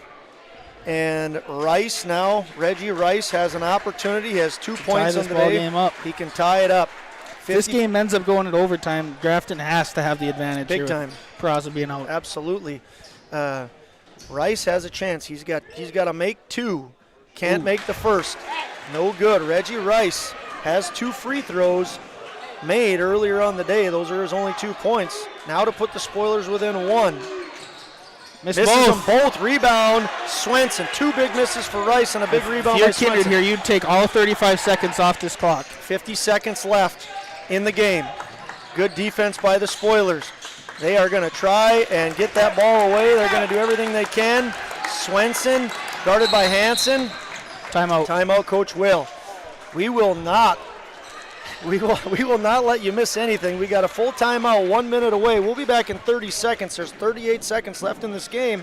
Vikings lead by 2. Come back in 30 to see the finish. Buying, selling, or leasing commercial real estate or farmland in the Fargo-Moorhead and surrounding area? From office to retail, industrial to multifamily, commercial land to farmland. As the #1 commercial, sales, and leasing brokerage in the FM region, Goldmark Commercial has the experience and skills to handle all of your commercial real estate and farmland needs with the highest levels of customer service and marketing around. Trust the experts at Goldmark Commercial Real Estate to lead your team to success. Now earn even more at Marvin and Grafton. When you join Marvin, benefits start on day 1, and open positions start at $17 to $21 an hour. Join us to build award-winning windows and doors in a full-time, part-time, evening, or weekend position. Learn more at marvin.com/Grafton. Hey fans, want to give some love once again to some of our sponsors, Unity Medical Center in Grafton, and same with Skin Rehab in Grafton. Want to thank Nipstead Farms and Kindred Booster Club. Boy, we have been lucky to be here tonight. Nicholas, the 10-seeded Grafton Spoilers taking on the Kindred Vikings, and we are down to the wire.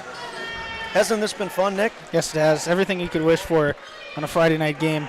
Vikings have the ball up to Brooks Bacco, the 8th grader, against the absolute standout stud of the night, Tony Villarreal for the Spoilers. Cole Campbell almost has it taken away by Baldwin.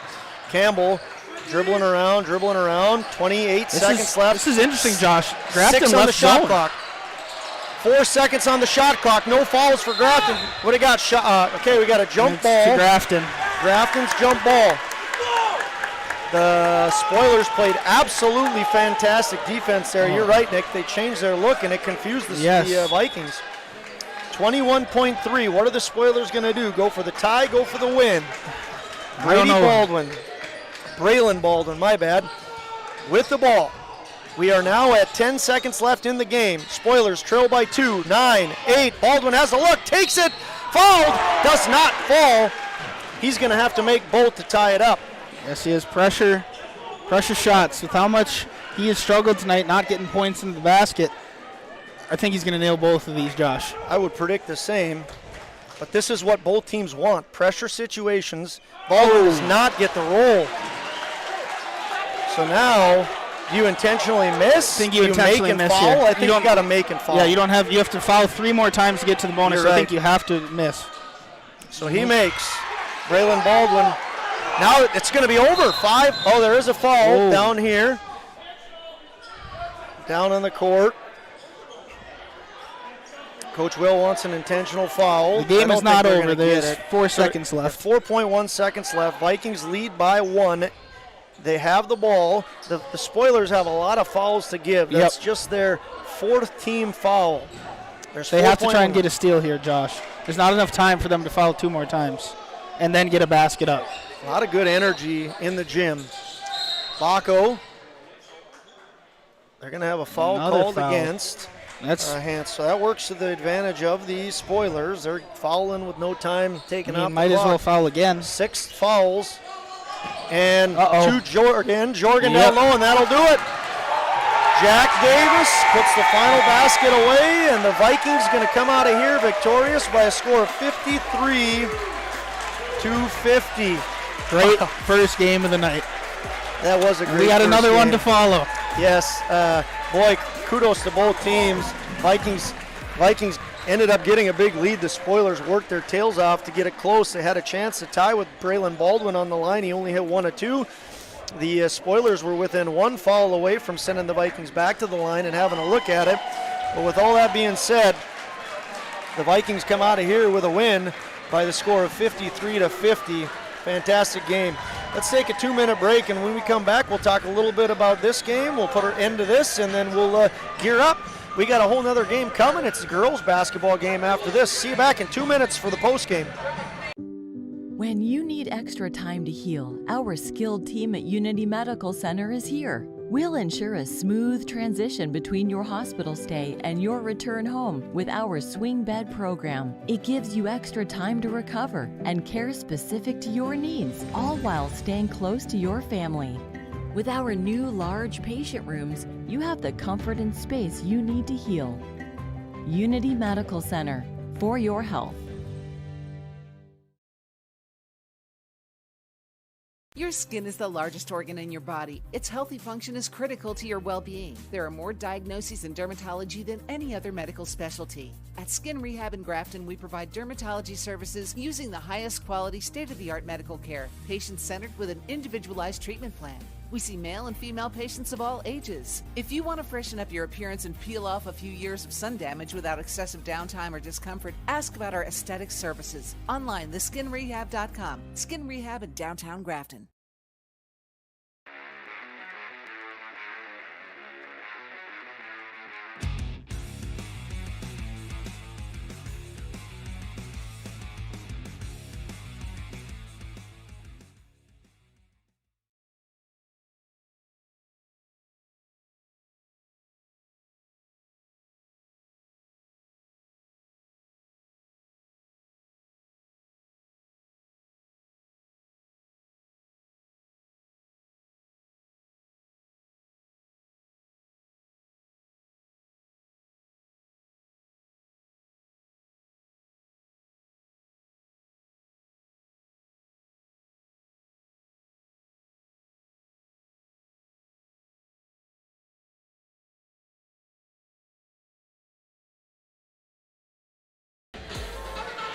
Hey fans, welcome back into Grafton. Boy, that was a fun game. There's been 3 of them now. We didn't cover the JV games, but the girls' JV game was a great one. Kindred came on top by 1 point.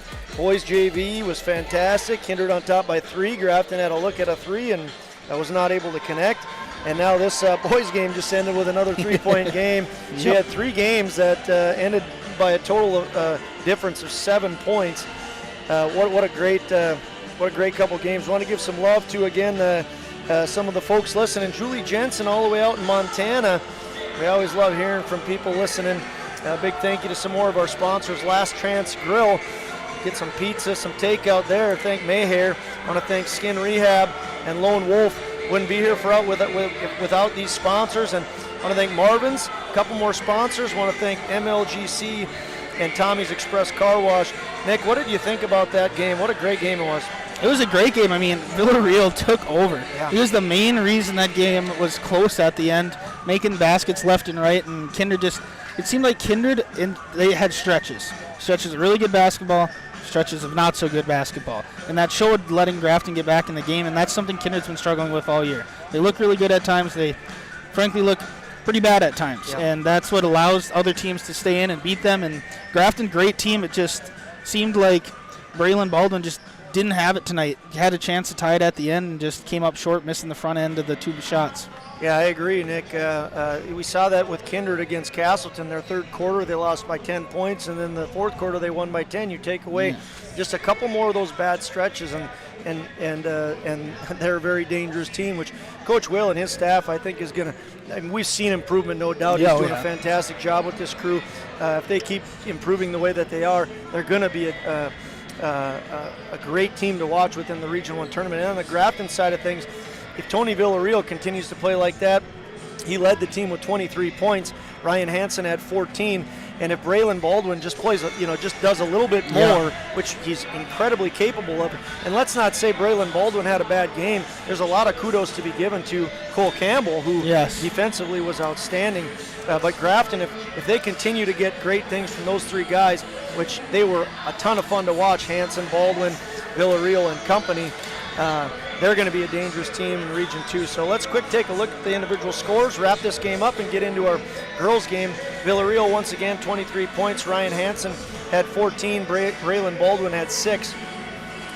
Kyler Droog had 3, and Abram Sivany and Reggie Rice each with 2. That got the Spoilers to their 50 points. On the Kindred side of things, Presley Peraza, sophomore standout, had 19. His classmate, Carson Osi, with 14. Jack Davis Jr. had 10. Jorgen Svensson just 3. And Brooks Baco had 4. Cole Campbell had 2. And Owen Hoyme with 1. That gave the Vikings 53. Once again, they are victorious by a score of 53-50. The Vikings now move to 9-6 on the regular season. Grafton moves to the same. They fall to 9-6. So the Vikings 9-6, the Spoilers 9-6. And that's a wrap on game 1 of our 2 games here in Grafton. Kathy Fryer in Arizona watching. We got Arizona covered. We have Montana covered. We have North Dakota covered. Big thank you to everybody for tuning in. Don't go away, fans. We'll come back. There's 16 minutes until we start lineups for the Grafton game. We've got pregame show for the Grafton girls versus Kindred girls basketball game. We'll see you in about 2 minutes. If you're looking for a bank or insurance agency that offers big bank products and small town service, then Kindred State Bank and Insurance Agency is the way to go. Live in or near the Kindred area? Stop in and chat with a friendly banker or insurance agent about all of the convenient services and features they offer. Kindred State Bank and Insurance Agency are your neighbors who are here to help you grow and develop. Kindred State Bank and Insurance Agency. Member FDIC, equal housing lender. Online at kindredstatebank.com.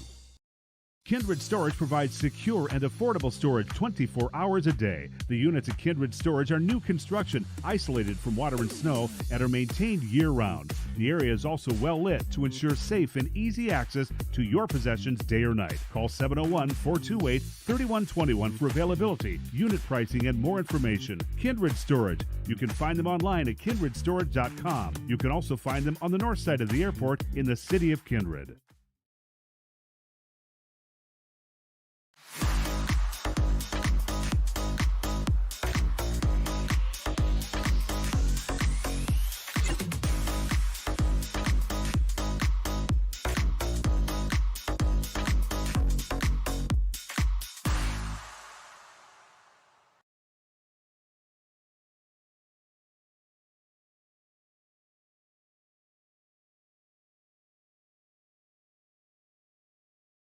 MLGC's story began in 1906 in the rural communities of Enderlin and Cooperstown. Today, MLGC is a fourth-generation family-owned company that can deliver ultra-high-speed broadband, TV, telephone, and advanced business services to customers on a 100% fiber optic network.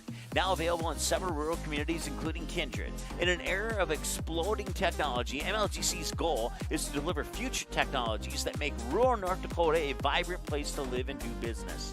Visit them today, MLGC.com. MLGC, moving you at the speed of light.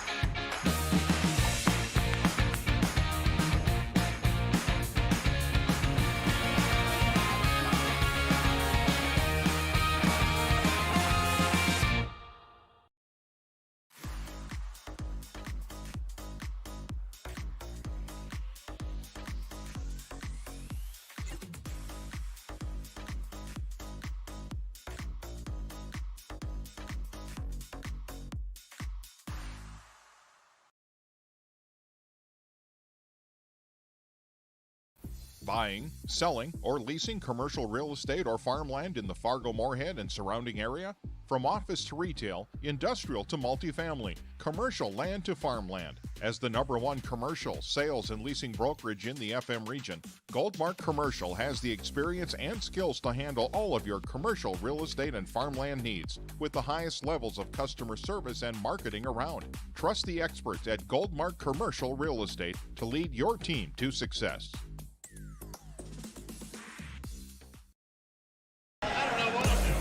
Hey fans, welcome back into Grafton. I want to once again thank some of our sponsors, Tommy's Express Car Wash, the Fryer Gang. A big thank you to you folks, wherever you are across the country, right? The Fryers are probably spread all over. We know they're in Arizona, or at least one of them is. I have to make a very important correction in just a second. Tommy's Express Car Wash. I want to thank Kindred Storage, Jim Pearson. I want to thank Jen and Derek Swenson of Swenson Farms. I want to thank Rogers Corner Cut, Unity Medical Center, and Skin Rehab. My correction is it's not just Kathy Fryer in Arizona. I didn't see the picture to go along with it. So Teresa Broughton, Leah Lundquist, and Christine Ilvidson, my sincerest of apologies. You guys look like you're having fun. What better thing to be doing on a Friday night than being in the Grafton Gymnasium, being in Arizona where it's nice and warm. Go to the Waste Management tomorrow morning. That's right. Do you think they're going? I don't know. I don't think they're going. Anyway, big thank you to everybody for tuning in. We're very fortunate to be up in Grafton, calling some great basketball games. And one more time, we'll give some thank you to our sponsors.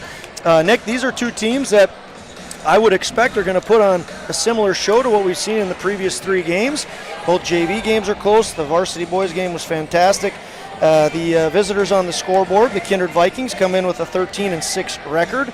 They have defeated Tri-State, Richland, Fargo South, Oaks, Barnesville, Sargent County. They have also beat Kenmare Bowbells back when they were the #1 seed, right after they lost their top player.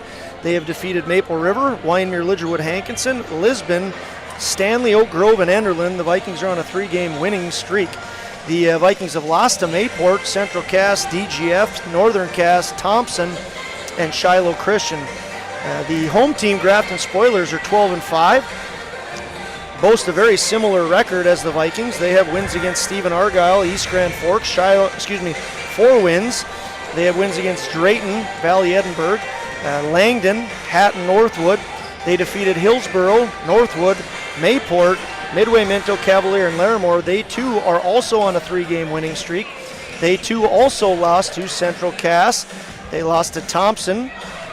They also have losses to Oaks and Shiloh Christian. On paper, Nick, these are two teams, just like in the boys' game, that look very similar. What do you expect out of this game? I expect to be a very close game. Both of these teams, last year, Kindred kind of took it to them in the championship game, but two different teams this year, and I expect a game just like this last game we just watched, and down to the wire type affair. Yeah, I'm getting distracted by all this love we're getting on air.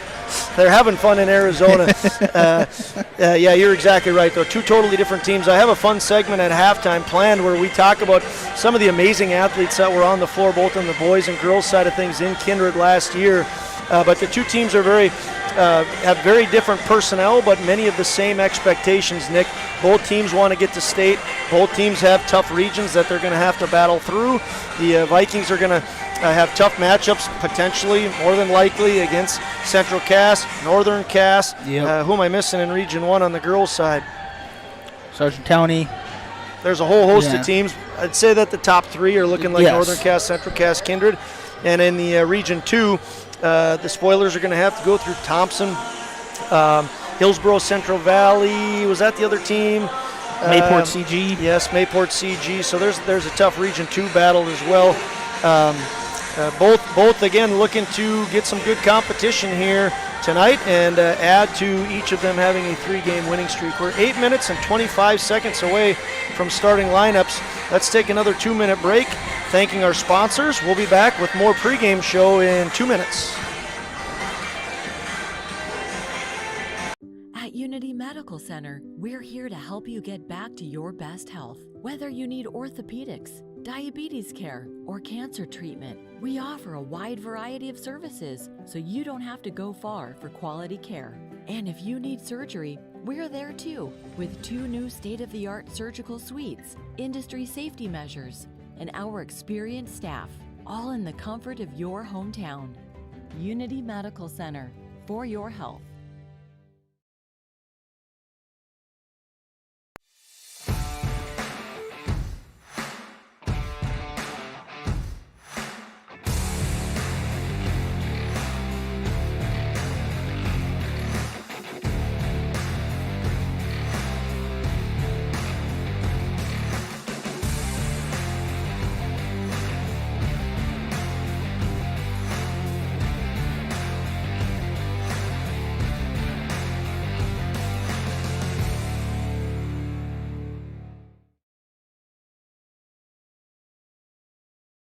A farmer's work is never done. You're not just planting a seed or harvesting a crop. You're growing a legacy. When you're up before dawn and out long past dusk, you need a banker who will work with your schedule, not the other way around. At Choice, we do banking differently, giving farmers like you time back to focus on what really matters. Choice Bank, top North Dakota Ag Bank for 10 years running, and always people first.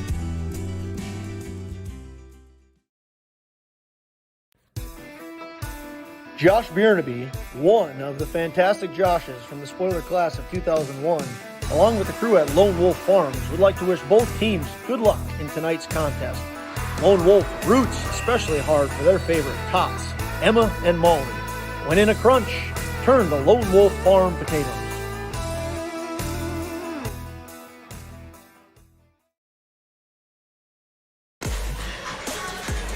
Good Friday evening, fans, and once again, welcome back to Grafton High School, where the visitors on the scoreboard, the Kindred Vikings, are going to be taking on the home team, Grafton Spoilers.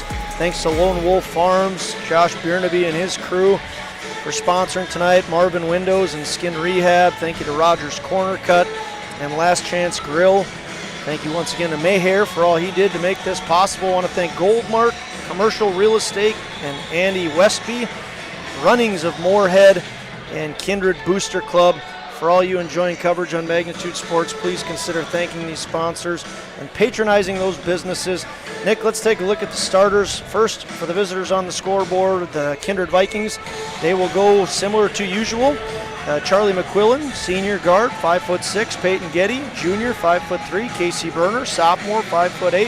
Layla Eisenchank, 5'7", freshman. And I did not get the 5th starter. Did we get it yet? Looks like Avery Bartels. Looks like Bartels. And Casey Berner is a senior, not a sophomore. Yeah, I totally messed that up. Avery Bartels is a junior, 5'11". Golf champion playing basketball today. Yeah. Who should we be looking out for on the court on the Vikings side of things? There's a couple. You got Eisenchank, McQuillan. Vikings were victorious over the Spoilers by a score 64-40. And that ended their perfect season. They were 25-0 and state champions. Coaching the Spoilers will be Wade Haugen. He's in his first year. Lori Sieben is at Concordia College, having a very good year there. And on the Viking side of it, Sam Brand in her 6th year as head, 10th with Kindred. She hails from Andover, Minnesota, Minot State grad. We're getting to our school songs. We're 2 minutes away from starting lineups. We'll be sure to get you back here in time for the starting lineups. Until then, we're going to take a quick break. We'll see you back here in about a minute and a half. Rogers Corner Cut in Grafton wishes all the players in today's game the best of luck. Roger's been making a name for himself cutting hair in Grafton since MJ was making a name for himself in North Carolina. Rogers Corner Cut's the home of the $14 haircut. 1949 Minneapolis Lakers basketball star Coach Bud Grant approves of this low price. Whether you're looking to rebound from a mess or enjoy a relaxing afternoon, make your next haircut a slam dunk. Stop in Rogers Corner Cut, 50 West 6th Street in Grafton.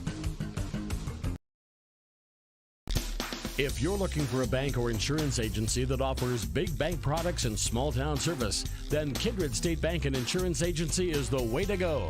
Live in or near the Kindred area? Stop in and chat with a friendly banker or insurance agent about all of the convenient services and features they offer. Kindred State Bank and Insurance Agency are your neighbors who are here to help you grow and develop. Kindred State Bank and Insurance Agency. Member FDIC, Equal Housing Lender. Online at kindredstatebank.com. Kindred Storage provides secure and affordable storage 24 hours a day. The units at Kindred Storage are new construction, isolated from water and snow, and are maintained year-round. The area is also well lit to ensure safe and easy access to your possessions day or night. Call 701-428-3121 for availability, unit pricing, and more information. Kindred Storage. You can find them online at kindredstorage.com. You can also find them on the north side of the airport in the city of Kindred. Hey fans, just in time for starting lineups. Going to turn down to the PA man, John Kempstead, athletic director for the Grafton Spoilers. A few reminders before starting lineups. Lots of fun stuff going on in the Commons. We have FCCLA selling blankets to raise money. We got him back just in time for the reminders, I guess, Nicholas.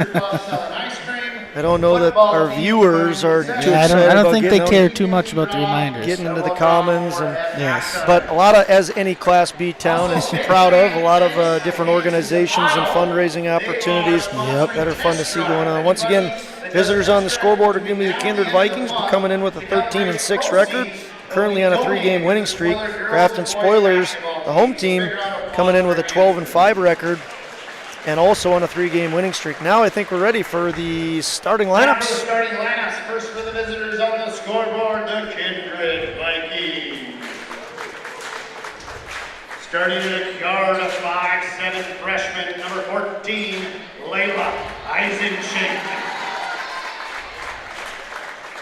At the other guard, a 5'8" senior, number 10, Casey Berner. And a forward, a 5'3" junior, number 3, Kate Getty. And the other forward, a 5'6" senior, number 0, Charlie McQuillan. And in center, a 5'11" junior, number 4, Avery Bartles. The Vikings are coached by Sam Brandt, assisted by Tenley Mako, Ashley Horn, Fawn Horst, and Danny Sanders. Once again, the Kindred Vikings there, coached by Sam Brandt, Tennille Bacco, Ashley Farnhorst, and Danny Sanders. Now for the Grafton Spoilers. Grafton Spoilers. Starting in a guard, a 5'8" senior, number 13, Ainsley McCabe. And a forward, a 6'1" junior, number 20, Addison Fredrickson. And the other forward, a 5'8" sophomore, number 22, Kate LeClaire.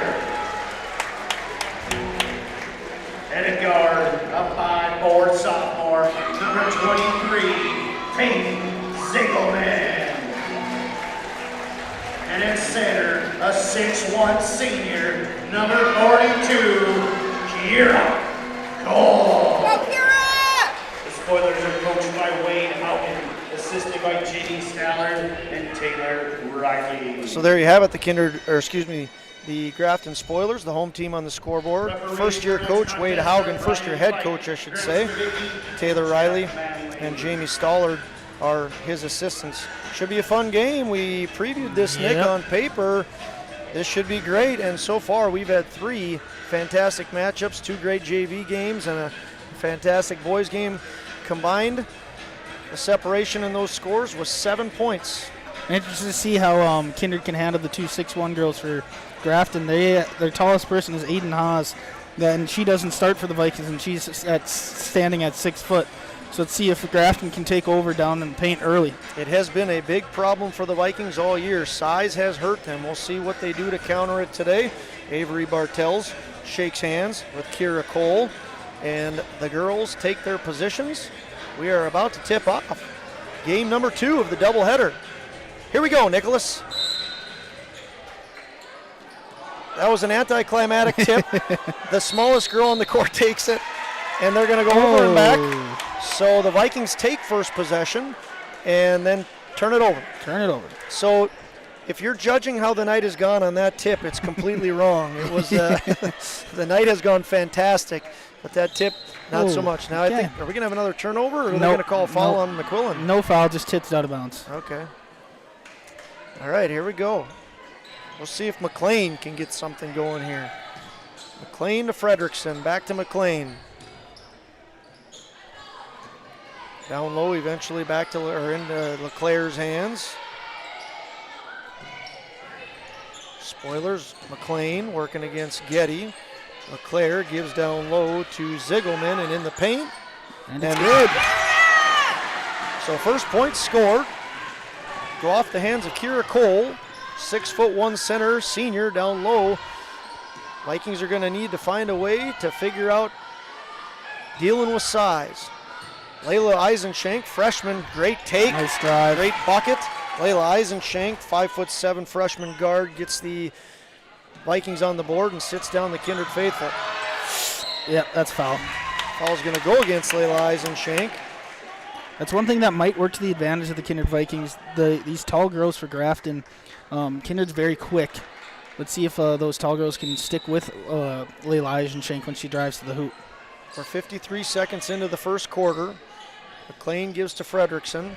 Fredrickson gives to LeClaire. LeClaire takes to the baseline. Ball bounces around and into the hands of Fredrickson. Three-pointer underway. No good. Ziegelman not able to connect. Rebound goes to senior McQuillan. McQuillan going to drive. 2 times in a row the Vikings have done it. 2 times in a row it has worked. Charlie McQuillan, great attacking by the Vikings. McQuillan and Eisenshank go back-to-back. Spoilers are going to have to figure that out, Nicholas. Old-fashioned three-point play underway. Coach Haugen animatedly giving his team some advice. McQuillan he wants him to stop the ball. McQuillan does not connect. Fredrickson gets the rebound. Here's Ainsley McLean. She is probably the person to watch on the Spoilers. Fantastic player.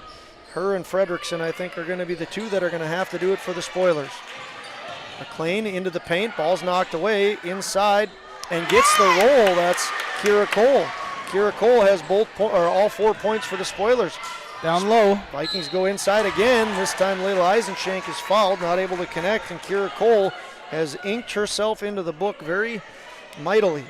A foul and 4 points for Cole. A timeout, Haugen. He wants to talk about why the Vikings are getting down low so easily. It's a 30-second. We'll take one with them. See you back here in 30.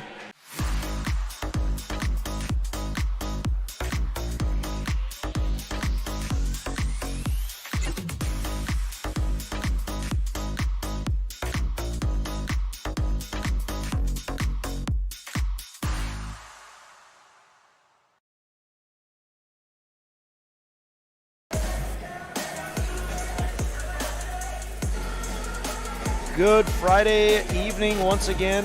Basketball fans, Region 1, Region 2, Class B. Girls basketball doubleheader up in Grafton. No better way to spend a Friday night than either at the gym or on your couch watching Magnitude Sports with Josh, Nick, and Mason. Right, Nick? Yes, I agree. Layla Eisenshank is at the line, shooting 2 shots. Here's the first. She connects. Layla Eisenshank has herself 3 points and gives the Vikings a lead. She hits her second. Vikings lead 6-4.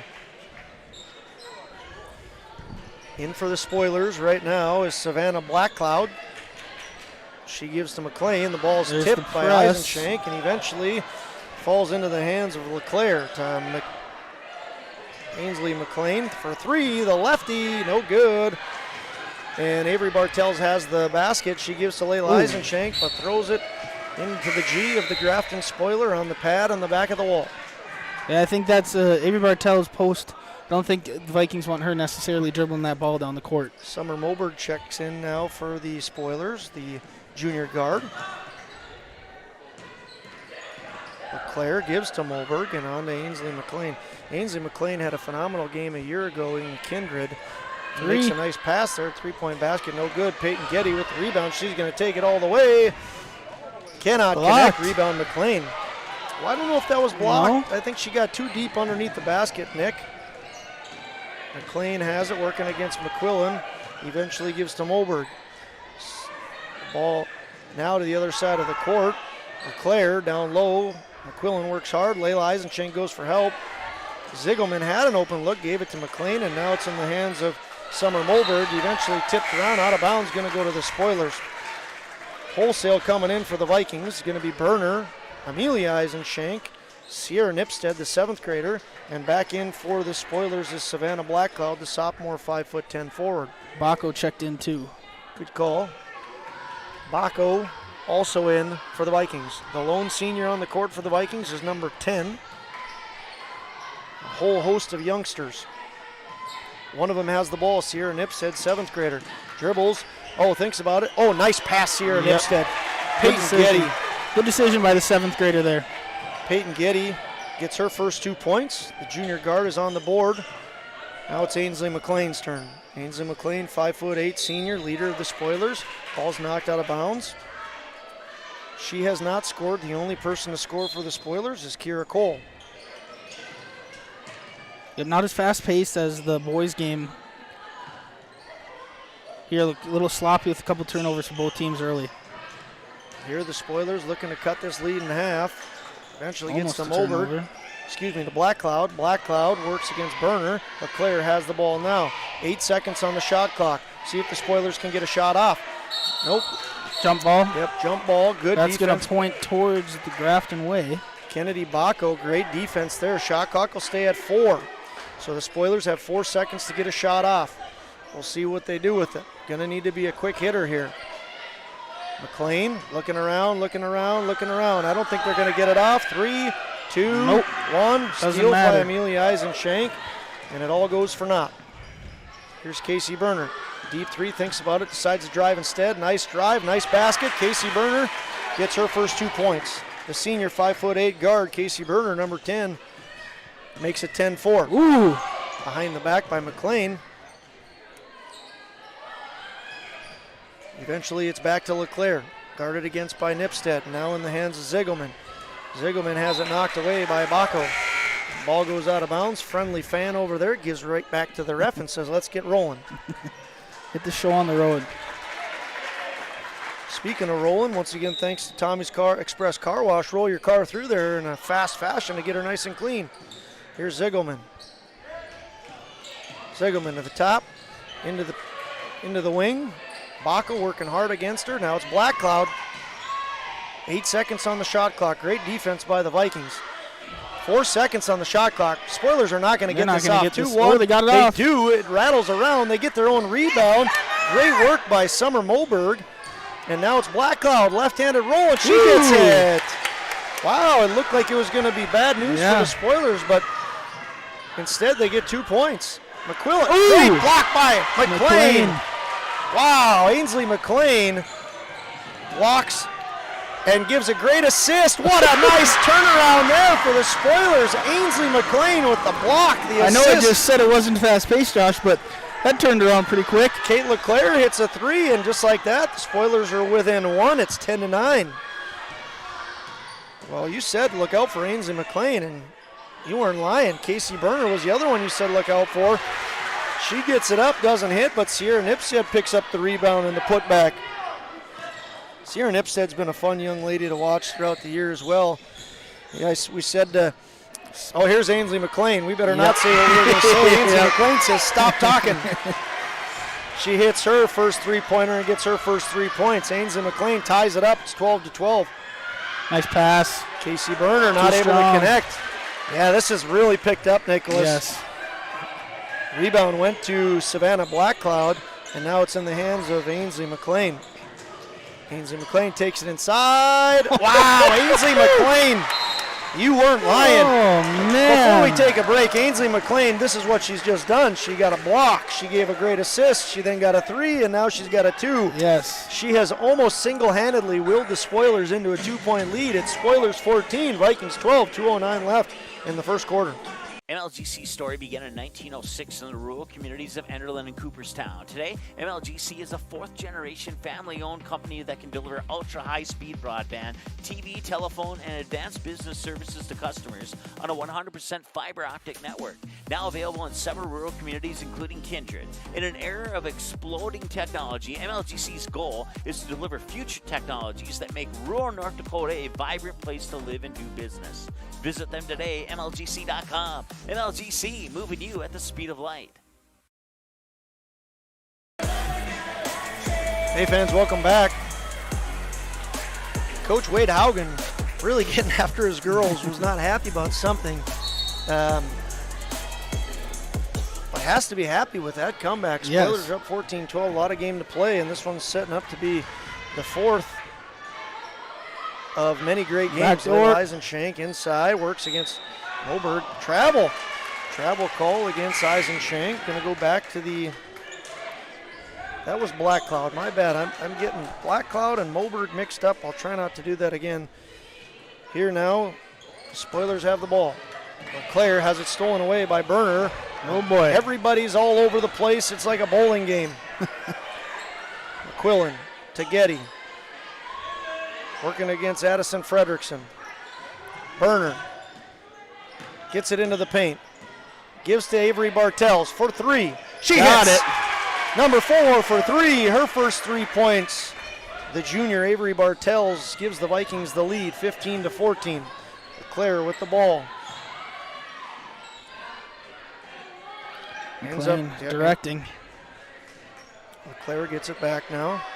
She gives to McLean. She can hit the lefty from 3, not even close. Ball's on the floor. Rebound goes to, that's number 14, Summer Moberg. Ball is now taken by Eisenshank. She gets the Burner. She going to dunk it? No. Decides to lay it up instead. They count the same. Burner for 4. Under a minute left here in the first quarter. Under a minute, and it has been action-packed. 31 points scored this first quarter, Nicholas. Ainsley McLean gives to LeClaire. Down low to Fredrickson. Back to LeClaire and on to Summer Moberg. Eventually back to Ainsley McLean. Here's a three-pointer for LeClaire. She hits! 3-point basket for Kate LeClaire, her second. Vikings want to go fast. Man. And Layla Eisenshank might have taken a few steps, might have gotten away with one, but it counts. Layla Eisenshank has 6. This should be final possession of the quarter. Hey, Josh, if every quarter's like this, is going to be a great game. Ainsley McLean, he does everything but go in. Burner and the Vikings have a chance to add to their 2-point lead. 5 seconds, 4 seconds. Eisenshank. Bank, nope. No good. Rebound goes to Kira Cole, and what a fun quarter. Nick, I remember you saying at some point that quarter that this is really slow paced. And it was almost like the girls said, okay, Nick, we're going to show you better. 19-17, Vikings lead. Great first quarter. We're going to take a minute break. We'll be back with the second quarter.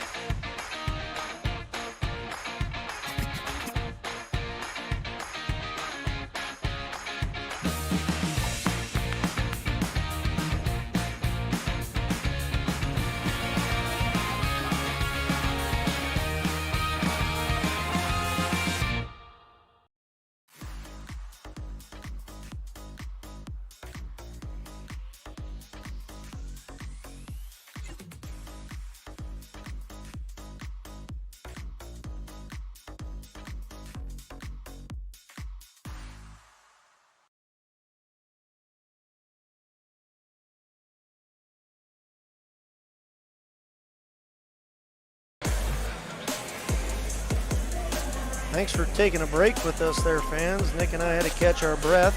Mason, the youngster that he is on the camera, he could care less. He's just cruising along. He's got good endurance. He's on his phone. Yeah. It doesn't matter. Vikings lead by 2. There was 4 3-pointers in that first quarter, 3 of them by the Spoilers and 1 of them by the Vikings. The Vikings do have the lead, though, 19-17, looking to add to it. We're 10 seconds into the second quarter. Peyton Getty gives to Charlie McQuillan. The senior in her pink shoes works against McLean. She gets into the paint, gives to Burner. Burner's going to take 3, and she connects. Casey Berner for 3. Berner already has 8 points, the senior 5'8" guard. Nick called it exactly right. Berner and Ainsley McLean are the two to watch. And they are standing out big time. There's Nice another one rebound from there. McLean. No good. Kira Cole had a nice rebound. Foul, but on the floor. Basket's not going to count. Kira Cole having a good start to the game as well. She has 4 points. Kate LeClaire has 6. She had 2 fouls early. Coach Haugen put her back into. So this foul, risking it. This foul No. went against Bartels, right? Yep. Yeah, okay. Bartels with the foul. Eisenschenk, Layla has a foul. For the Vikings. On the spoiler side, Kira Cole has a foul. Kira Cole has 2. Kira Cole has 2? Yes. Okay, gotcha. Nice block there. Great block. Is that Eisenschenk on the block? Oh, football pass down to Berner. It's a baseball pass. Another baseball pass. Bartels for 3, and she connects again, back to back. Can I agree to disagree with you? Avery Bartels hits 2 3-pointers in a row, and she has a fast 6 points, all 6 coming within the last short while. Ball eventually gets into the hands of Kira Cole. She can't connect. See if Layla Eisenschenk uses a fast break. She decides not to. Stops at the wing, spins around. Now she's going to bring it. No good. Rebound, Cole. Knocked away by Eisenschenk and eventually to Ainsley McLean. Oh boy, double dribble. Ainsley McLean not happy with that. Checking in for the Vikings, Baco, Amelia Eisenschenk, Sierra Nipstead, and checking in for the Spoilers is Savannah Blackcloud. Tough turnover for the Spoilers. Vikings on a very nice little run here. They lead by 8, 25-17, and they have the ball. Also into the game for the Spoilers is Annalise Presting. Baco with the ball right now. Works against Blackcloud into the paint. Now to Berner. Works against Presting. Now to Getty. Working against Ziegelman. Getty goes to the paint, then punches it out. Deep check. 3 for Berner. No good. Cole with the rebound. Fast break up to Presting. Presting 5 versus 5. 5 gets the foul on 5, and 5 will go to the line. Baco with the foul. Her first, team's third. Shooting foul, Annalise Presting, the sophomore guard, 5'7", gonna shoot 2. 3 minutes and 13 seconds into the second quarter. Annalise Presting off of the back of the rim. No good. 25-17, the score remains. Second shot underway, second shot no good, rebound Baco. Peyton Getty now with the ball, and the Vikings have a lead. They lead by 8, 25-17. Vikings on a 6-0 run here. We'll see if they can add to it. Peyton Getty gives to Amelia Eisenschenk, works into the screen. Sierra Nipstead brings it to the paint, behind the back, the 7th grader, spiffy dribbling, gives to Baco, and Baco even spiffier drive. Kennedy Baco, sophomore 5'11" guard, 2 very nice points for her. Ball eventually, 3-point basket, no good. That was by Peyton Ziegelman. Rebound, putback, no good. Rebound again, third chance. The Spoilers are getting their 4th chance right now, and that one is the charm. Kira Cole ends up putting it away, and the Vikings are going to think, boy, that was frustrating. They got 4 chances. Kira Cole has 6. And now Layla Eisenschenk takes, and just like that, the Vikings have an 8-point lead right back. Not 10. 10-point lead. Good check. Layla has 8 points. Layla Eisenschenk. 10-point game, 29-19. Inside, the Spoilers go to Blackcloud. Blackcloud is fouled. Savannah Blackcloud going to go to the line. Foul goes against Layla Eisenschenk. That's her 2nd foul. Team's 4th. Blackcloud's shot is up and no good. Spoilers are missing a lot of freebies. Into the game for the Vikings are McQuillan and Berner, a pair of seniors, and also, for the Spoilers is Kate LeClaire, sophomore. Blackcloud, see if she can hit. Cannot. Rebound. Ooh.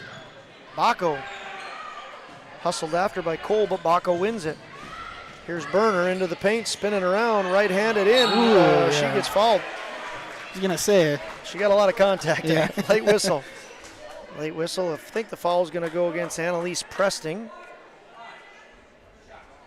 She's going to get 2 shots, Berner is, and that foul did go officially against Annalise Presting. Her first, team's third. Cole has 2, Presting has 1. On the Viking side, Eisenshank, Layla has 2, Baco and Bartels each with 1. Ooh. I think Cole wants that decision back. I'm pretty sure that was going to go off a Vikings player. It sure but was. She went after it. Now it was out on her. Those? She got the front end. Okay, front end missed the back end. Ball thrown out to Charlie McQuillan. 4:15 left in the half. Baseball pass over to Berner. Now to Baco. Get a head shake from my partner. Baco takes with the left hand. She has 4, 32-19. Ainsley McLean going to try to stop the bleeding here. Presting working against Nipstead. Almost a takeaway there by Baco. Leclerc for 3. No good. Rebound. Cole. And now we have a basket. That was a 2-pointer hit by Annalise Presting. Quick return. McQuillan not able to connect. Black Cloud with the rebound. I think that's what Coach Haugen is not happy with right now. They're not stopping the ball at the top of the key. Well, it's as soon as the Vikings, that McLean got fouled there, as soon as the Vikings get that ball, they are on attack mode, and it's working. The size difference is not working for the Spoilers right now. It is on the offensive rebounds. Very true. They're getting second, third, and fourth chances. Ainsley McLean, her first chance of 2 shots is good. She has 6. It's a 10-point game, 32-22. This is kind of what we saw out of the boys' game. Kindred got up early. Let's see if Grafton can claw their way back. Yeah, it's very much the same, Nick. Good point. Ainsley McLean can't hit. Baco with the rebound. Baco playing strong. McQuillan over to Berner. Amelia Eisenshank now back to Berner. Deep 3. Berner, no good. Not even close. Rebound, Black Cloud. Ball's up to Ziegelman. Peyton Ziegelman with the ball. She might have traveled. She did not. Close. Ainsley McLean directing traffic. Gets a screen from Black Cloud. Now to the corner. Presting for 3. No good. Little contact between the fives. She's out of bounds. And Baco steps out of bounds. Quick story. Peyton Ziegelman's uncle, Nate Ziegelman, broke my heart all the way back in 2000. He was the goaltender for Red River. Went on to play Division I hockey. We lost to them in the state championship 1-0. So Peyton Ziegelman, when I see your name, it brings back haunting memories of a second-place finish at state thanks to your uncle. Here we go. We're back at it. It's a sob story, Josh. Yep, I know. Sorry about that. Being back here, brings back some nostalgia, so I gotta get that out. Here's Presting with the ball. Number 5, Annalise Presting, gives to Leclerc. Leclerc from the wing. She hits. She was wide open. Here's some advice. Don't leave Kate Leclerc wide open. She has 3 threes, 9 points. Vikings looking to add to their 7-point lead. They lead 32-25. There's 2:20 left in the half. Berner for 3. No good. Rebound Baco. Here's the Vikings with a second chance. They pull it back. McQuillan to Berner. Berner to Baco. She can hit from 3. No good, though. Battled. Here's a third chance for the Vikings. It's Bartels to Berner. She'll take that. I thought she was going to take it. No. Baco, nice move. Good footwork. Can't connect, and now it's McLean who gets it for the Vikings. Ainsley McLean. 7-point game, 1:50 left in the half. Little run here by the Spoilers.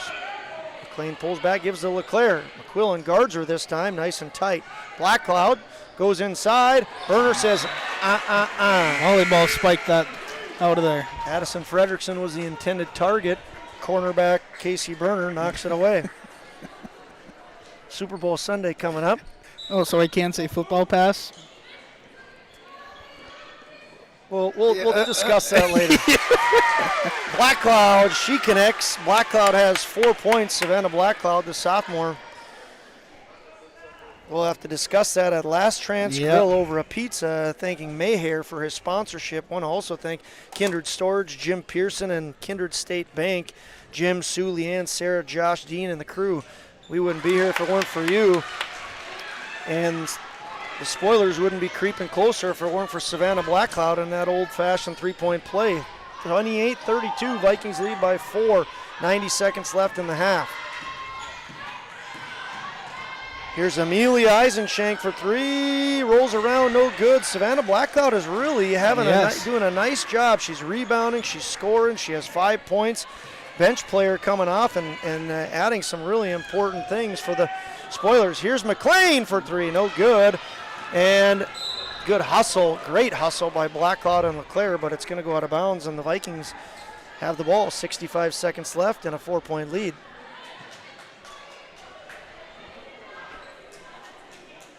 Yeah, Kindred's kind of gone dry from scoring here. It's been a while. They've missed a lot of threes, gotten a lot of second chances. Just can't get that ball to go in the hoop. Under 60 left in the half. Bartels goes in. Casey Berner, little fake move. Good move. Almost got the 3-point play. Going to be a foul called against LeClaire.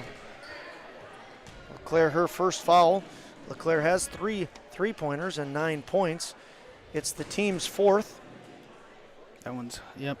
Berner misses, claps her hands in frustration.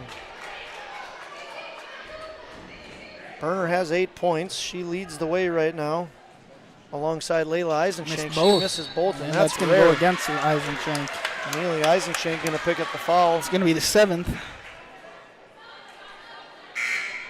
Yeah, I'm off on the Vikings here. Amelia has 2.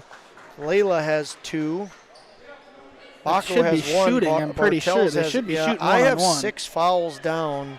I have 1 for Bartels, 1 for Baco, 2 for Eisenshank, and 2 for the other Eisenshank. Layla and Amelia each with 2, so they're talking it over. There might be a chance I got this right, Nick. It doesn't look like it right now. All right, well, so we're missing a foul from somebody. I've got it right.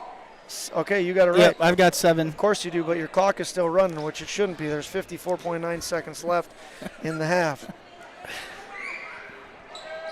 First of 2 is no good. There she is. Savannah Blackcloud gets the rebound, but can't get the putback. Ooh. Everybody's on the floor. A second chance there by the spoilers, and they can't connect. Now it finally goes back to the Vikings.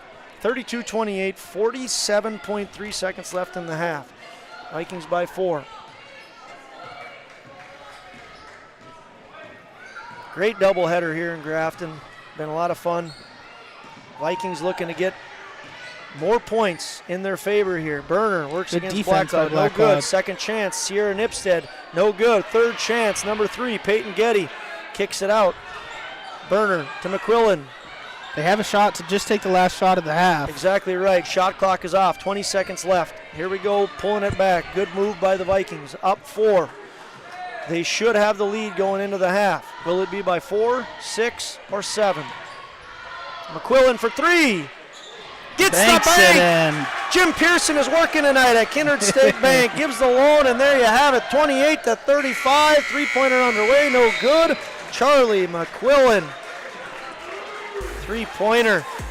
That was a big shot, Nicholas. Yes, Vikings lead momentum. 35-28. We'll be back in about 2 minutes to talk about the half. See you at halftime show.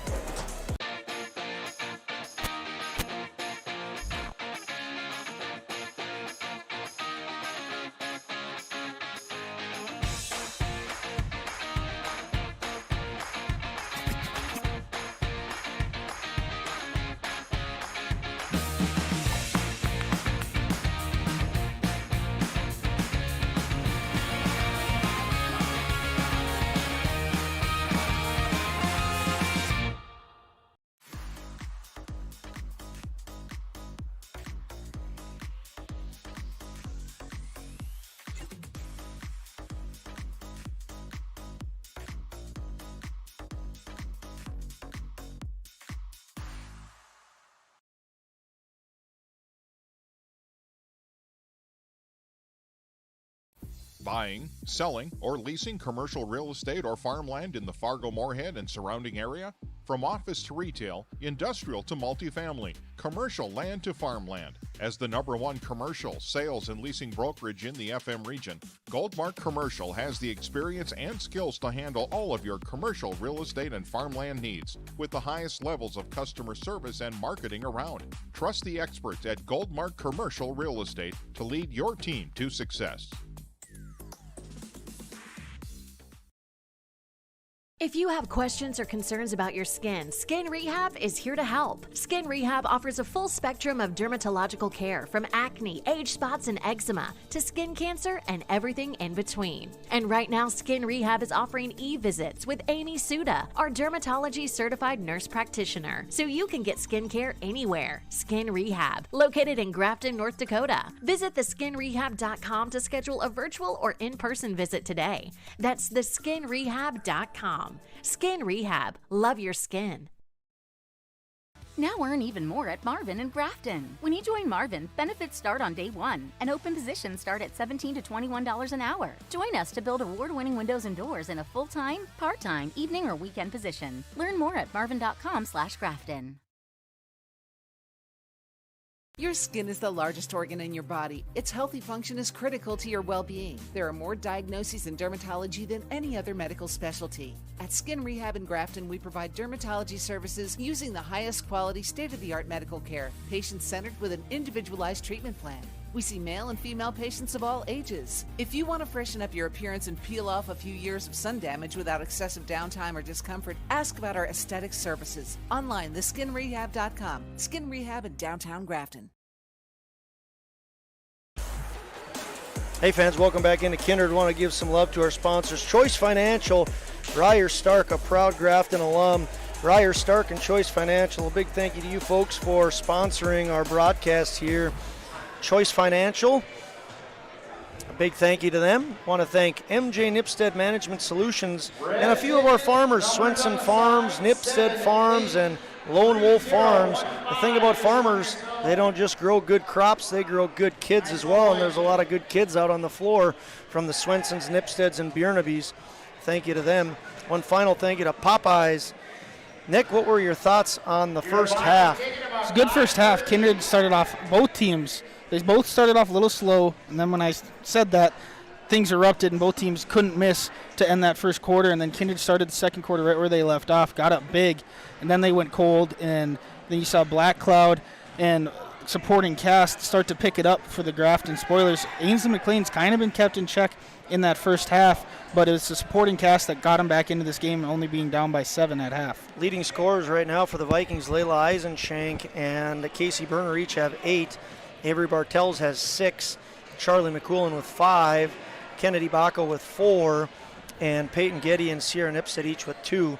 Vikings have 35 points. They lead 35 to 28. The 28 points from the Spoilers leading the way. Kate LeClaire, 3 3-pointers. She has 9. Kira Cole had the first 4 points, chipped in another 2-pointer. She has 6.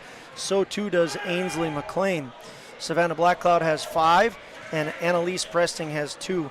Once again, Vikings lead 35 to 28. Vikings are 13-6, 3 wins in a row. Spoilers are 12-5, 3 wins in a row. Who's going to move to 4? Want to thank once again some of our sponsors: Kindred Booster Club, Goldmark Commercial Real Estate, Jen and Derek Swenson and Swenson Farms. Want to thank MLGC, Nipstead Farms. One more thank you to Choice Financial and Ryer Stark. Let's take another break, Nick. I want to do a Where Are They Now segment with some of the outstanding athletes we saw a year ago for both of these teams. We'll come back in about 90 seconds and we'll talk about some of the All-Stars from last year. Where are they now?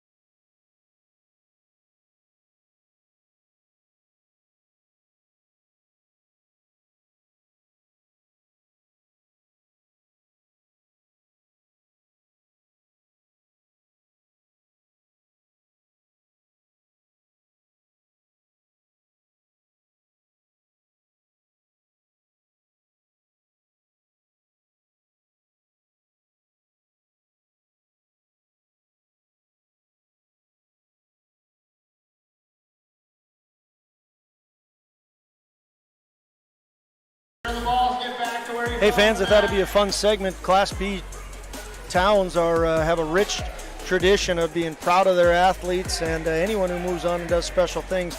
Last year there was a boatload of them on the floor. We'll start with Abby Dukeshire. Abby Dukeshire of Kindred is playing at the University of Alabama in softball. She's an infielder. Matter of fact, they kicked off their season today. They played Lehigh at 3:30. They played Georgia Southern at 6, and she has made quite a name for herself on the Alabama team as a freshman. So Abby Dukeshire having a great time at the University of Alabama playing softball. Go ahead and take away. There's another pretty impressive Division I athlete that hailed from the Grafton girls side. Yes, from Grafton last year, Walker Demers. She went over on the University of South Dakota. She's averaging about 24 minutes. Played 24 games, started 8 of them. She's 15.7 points per game, and she's just overall playing really well with the University of South Dakota. And she could have been a senior this year, decided to go to South Dakota, and obviously doing a fantastic job. So Grafton very proud of Walker Demers, Kindred very proud of Abby Dukeshire, as well as Taryn Johnson. Taryn Johnson at MSUM, she's averaging about 16 minutes a game, right around 4 points and 4 rebounds. She's played in 22 games. The Dragons are 11-11 on the year. What USD? I think their conference record was pretty good. The conference are 7-6 overall. They're 11-13. So both girls making an impact. Taryn Johnson and Walker Demers on their basketball teams. You also have there's Tina Fryer also. She went over to Jamestown. She's playing a little bit of JV and some varsity over at Jamestown. They're having a pretty solid year over there as well. Yeah, Tina Fryer having a good time at Jamestown, doing very good on the JV, just moved over to the varsity. So if any of those girls are listening, we know Abby's not. She's probably playing her game right now. But we had a lot of fun watching all of you play, and we continue to wish you the best. On the boys' side of it, Paul Olson and Jaden Peraza, proud track coach talk right now. Boy, they had a great weekend. They are studs right now. Paul Olson took second in the heptathlon at NDSU this last week, and Jaden Peraza, the brother of Presley Peraza, took 4th in the long jump and high jump. So they have had fantastic track careers. I'm very proud of them, as well as all the other girls, whether it be on the Kindred side or on the spoiler side. Nick, let's take one more break. We'll come back. We're a minute and 20 seconds away from the second half. We'll see you back in about a minute for second half basketball.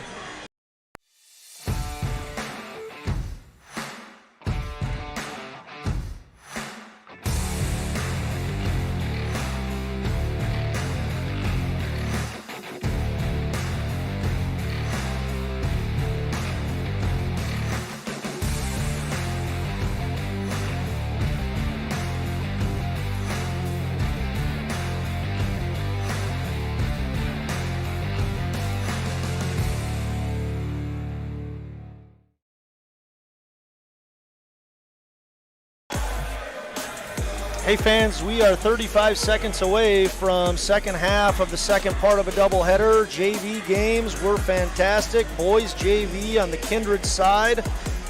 Kindred was victorious by 3 points. Grafton had a 3-point shot to tie it, missed it.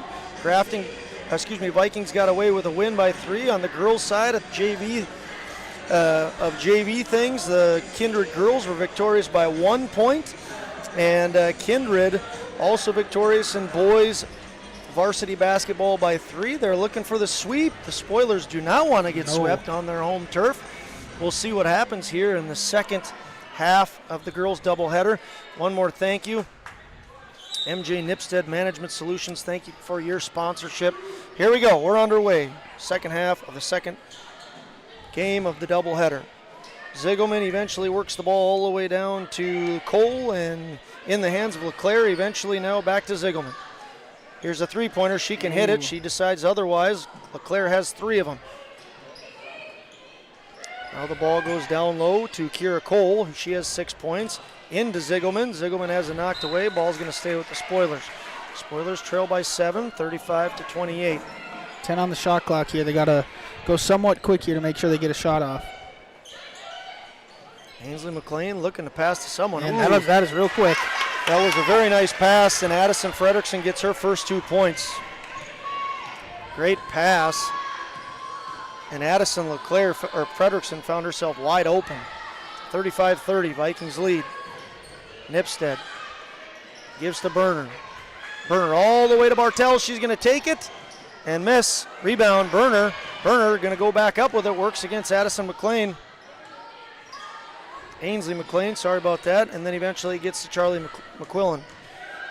McQuillan out to Burner. Burner with a wide open three. No good. Another chance for the Vikings. Third chance. Ball eventually gets to Getty. Something that Kindred wasn't doing in the first quarter. They weren't missing those wide open three-point attempts. Well, and with the size disadvantage of the Vikings, they should not be getting 3 attempts. No. But they are. Possession now stays with Kindred. Stays with the Vikings. So something that I'm sure Coach Haugen is frustrated with is how are we giving them so many extra chances? Vikings have to connect, though. Third time a charm, we'll find out. McQuillan for deep. 3, not even close. Rebound went to Cole. Ainsley McLean with the ball. Ooh. Works against Getty behind the back. Here we go into the paint. Left-handed shot, no good. Here Rebound, Cole. put back. Rebound to Cole, put back not good, but she is fouled. Kiera Cole has 6 points. Had the 3 first- field goals. First 4 of the game. That foul is going to go against Avery Bartels. So I'm all out of whack here. It says that's Avery Bartels' first foul. I have her down for 2. It's okay, Josh. Thanks.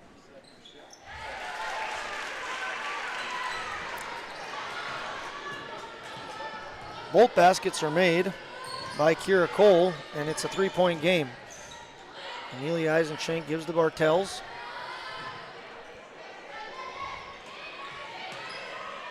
Inside, ball rattles around, and Casey Burner is able to connect there.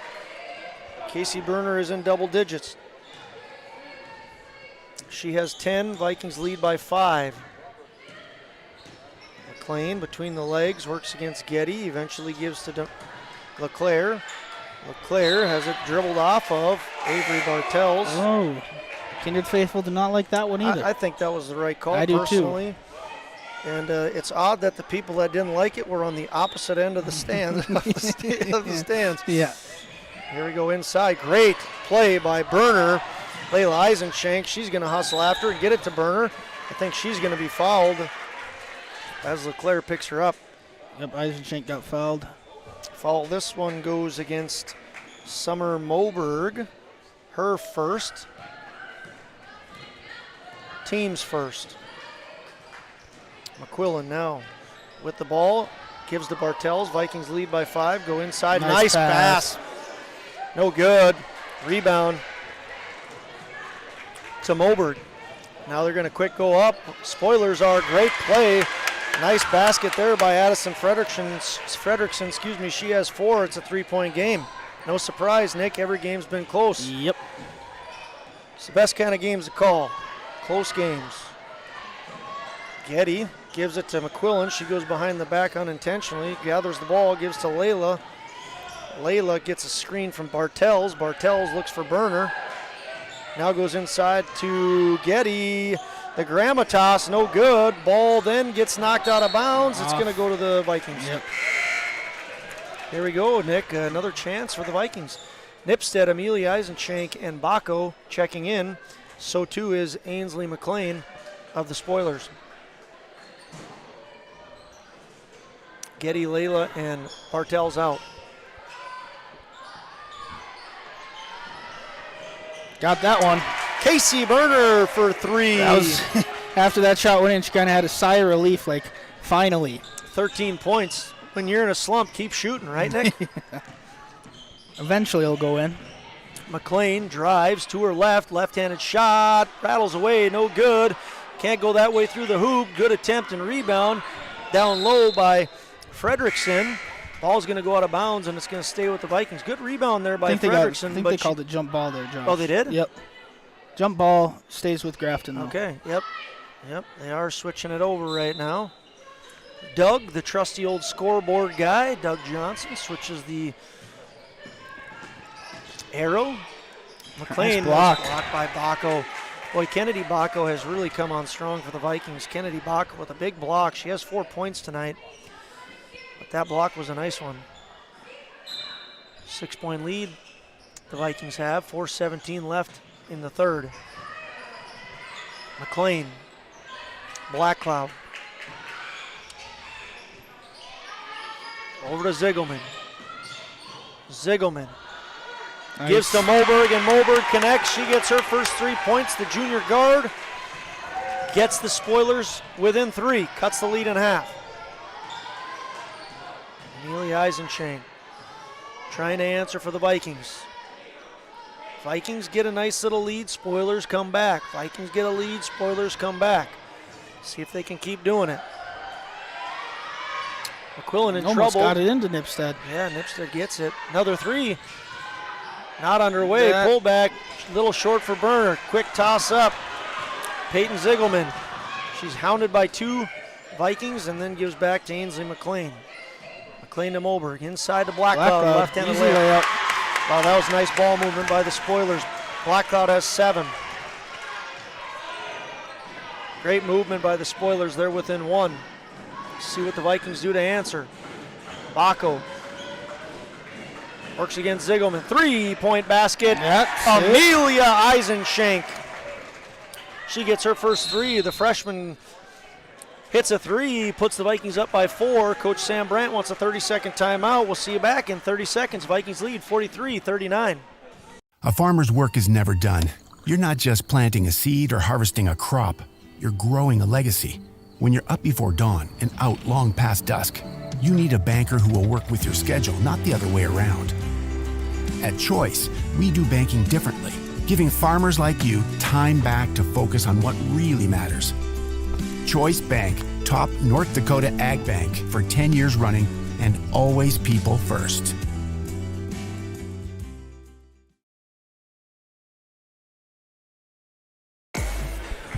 Hey fans, welcome back into Grafton. Appreciate the Grafton sponsors, Choice Financial and Ryers Stark. Big thank you to him and his crew. Lone Wolf Farms, Bjernaby's, Rogers Corner Cut, Last Chance Grill, Mayhair and the Gang, Unity Medical Center, Skin Rehab, Marvin's and Skin Rehab. Once again, if you guys want to thank your sponsors, that would be fantastic. Patronize them. We wouldn't be here if it weren't for those folks. Spoilers try to get the ball to McLean. Casey Berner once again says, nuh-uh.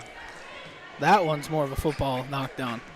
I agree with that one. Intended receiver was Ainsley McLean, knocked away by Casey Berner. Ball now gets eventually in the hands of LeClaire. LeClaire has it stolen now. Intercepted. Could it be a pick 6? Pick 2? Pick 2 it is. And it's Casey Berner who stays hot. She has 15, the senior. That's the standout player you said to watch out for, Nick. Yep. You were right. Grafton throws it away. Annalise Presting checks into the game. Vikings lead by 6. It was just a 1-point game, and now it's a 6-point game. Vikings lead, 2:18 left in the third. Coach Haugen does not look very happy down there on his side of the bench. Vikings going to continue to take advantage of it. We'll see. Great try there by Amelia Eisenschenk. No good. Fast break for the Vikings. For the Spoilers, 2-on-1. Blackcloud. She has been impressive. She has 9 points. Savannah Blackcloud. She's had a couple of easy layups, and she has not missed. 45-41, 4-point game. Vikings lead. Nice kick They out. give to Bacco. Could be a big 3. It is! Kennedy Bacco. She has 7. The sophomore puts the Vikings up by 7. 48-41. Annalise Presting trying to be the answer. Gives to Blackcloud. Now to McLean for 3. No good. Rebound. Spoilers. Summer Moberg gives it back to McLean. Blackcloud going to take a 3. Oh, man. Out. Ball's all around eventually to Casey Berner. Berner to Nipstead, the 7th grader. Nice drive. Finger roll. Can't get the fall. Blackcloud gets the rebound. Going to be a foul here now against Amelia Eisenschenk. Amelia Eisenschenk, I think it's going to be her 3rd. We'll confirm because my fouls are a little bit off right now. Pretty sure you're correct on that one, Josh. They haven't updated it yet. Yeah, okay, there it is. She did get her 3rd. Team second. Spoilers have one team. 65 seconds. One team foul, that is. Ainsley McLean for three. Trying again. Got that. Ooh. No, a little bit strong. Rebound. Getty tries the nifty play. Doesn't work against the veteran McLean. She's going to take it left-handed. Get hammered down low by Baco. Ainsley McLean's a tough girl. Yes, she is. Trying to will her team. Outstanding golfer as well. Did not know that. I'm pretty sure. Hopefully I didn't make that up. Maybe there's a Grafton sponsor that can confirm that, but I'm pretty sure her and Avery Bartels have had some good battles on the golf course. Ainsley McLean hits her first. She has 7. 48-42, 53.2 seconds left. She might have a timeout if she makes this here. Third quarter.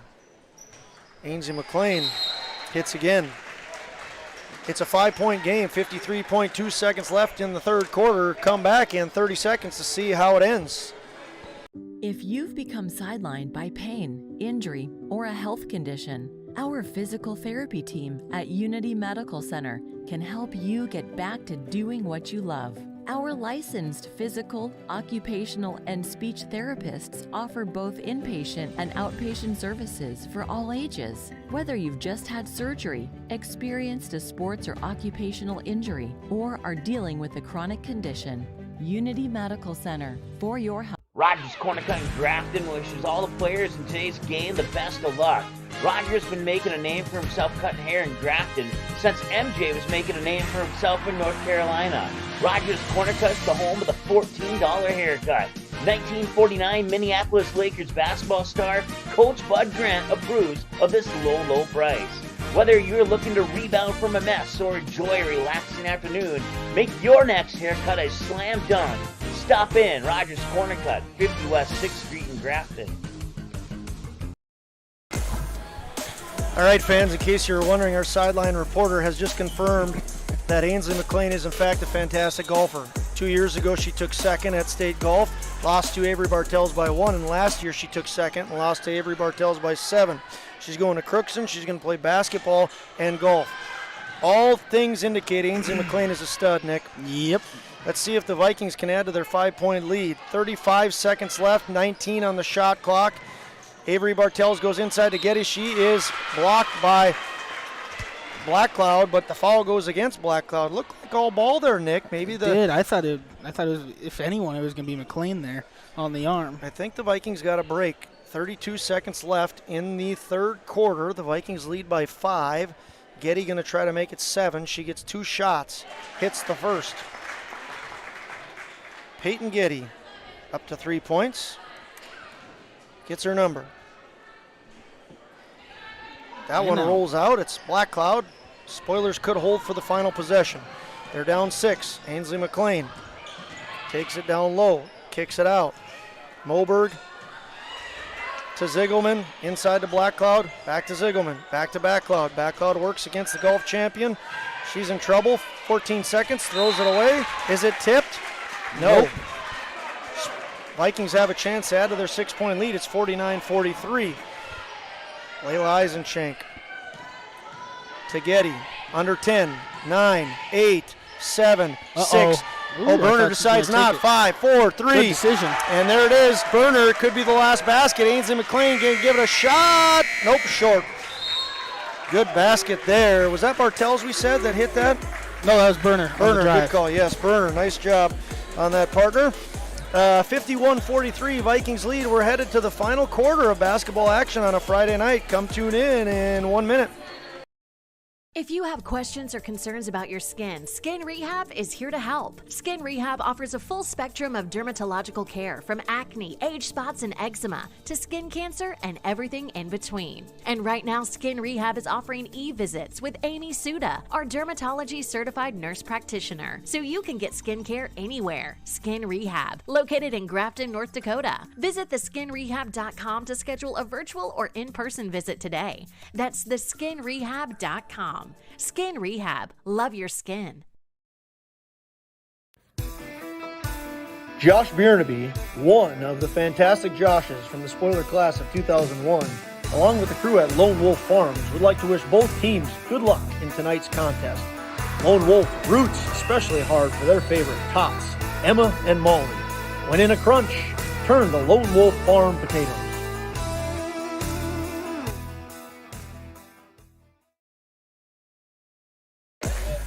All right, Nick, things have come full circle.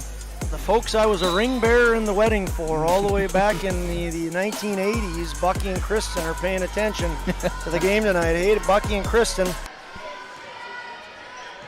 We're enjoying being up in your land once again. Casey Berner to Sierra Nipstead. Vikings lead by 8. Layla Eisenschenk, great job, Layla Eisenschenk.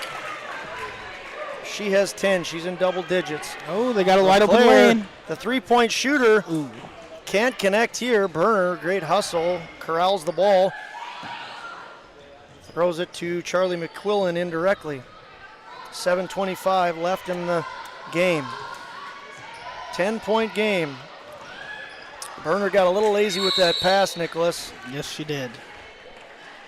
Peyton Ziegelman made her pay, just like her uncle made us pay all the way back in 2000. We won't go down that avenue again. LeClaire to McLean. Spoilers need to start chipping away here. Yes, they do. Ziegelman with the ball. Gives to LeClaire. LeClaire to Ziegelman. Inside, nice pass. Oop. Yeah, travel. That is a travel in all 50, Nicholas. Kira Cole turns it over. She just got a little bit too deep under the basket. Yep. Vikings looking to go beyond 10 here, 10-point lead. 6:50 remaining. They're good slowing this down. Take some time off the clock. Layla Eisenschenk. No good to Charlie McQuillan. Yep, turnover. Good job by Kira Cole. All kinds of contact there. And there's the foul. What do you think Charlie McQuillan's thinking there? Frustration is taking over there, I think. I wonder if Coach Brandt is going to let her know not to do that. We don't need fouls right now, Yeah. she's got to be saying. All right, Spoilers. They got to cut away at this lead. We keep saying that. Time's ticking here for Spoilers. Peyton Ziegelman moves to her left, has 2 Vikings on her hip. Timeout, Coach Haugen will take one with them. Vikings lead 53-43. We'll see you back in a minute. Now earn even more at Marvin and Grafton. When you join Marvin, benefits start on day 1, and open positions start at $17 to $21 an hour. Join us to build award-winning windows and doors in a full-time, part-time, evening, or weekend position. Learn more at marvin.com/Grafton. Your skin is the largest organ in your body. Its healthy function is critical to your well-being. There are more diagnoses in dermatology than any other medical specialty. At Skin Rehab in Grafton, we provide dermatology services using the highest quality, state-of-the-art medical care, patient-centered with an individualized treatment plan. We see male and female patients of all ages. If you want to freshen up your appearance and peel off a few years of sun damage without excessive downtime or discomfort, ask about our aesthetic services. Online, theskinrehab.com. Skin Rehab in downtown Grafton. Here we go, basketball fans.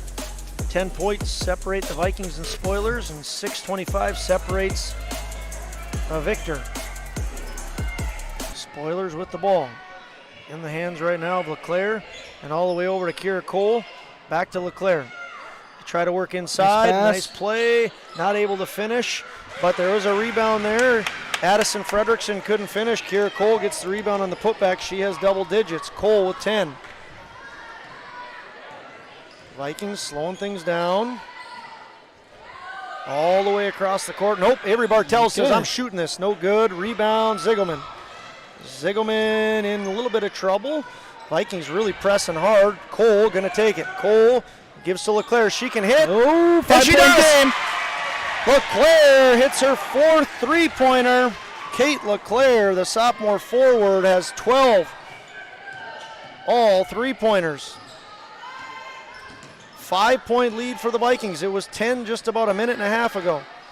5-0 run for the Spoilers. Berner to McQuillan. The seniors play catch. McQuillan in the paint. Finger roll. No good. Nice rebound, Bartels. Can't get the roll. Rebound now goes to McLean. McLean has LeClaire breaking. LeClaire takes it on Berner. Oh! Wow! LeClaire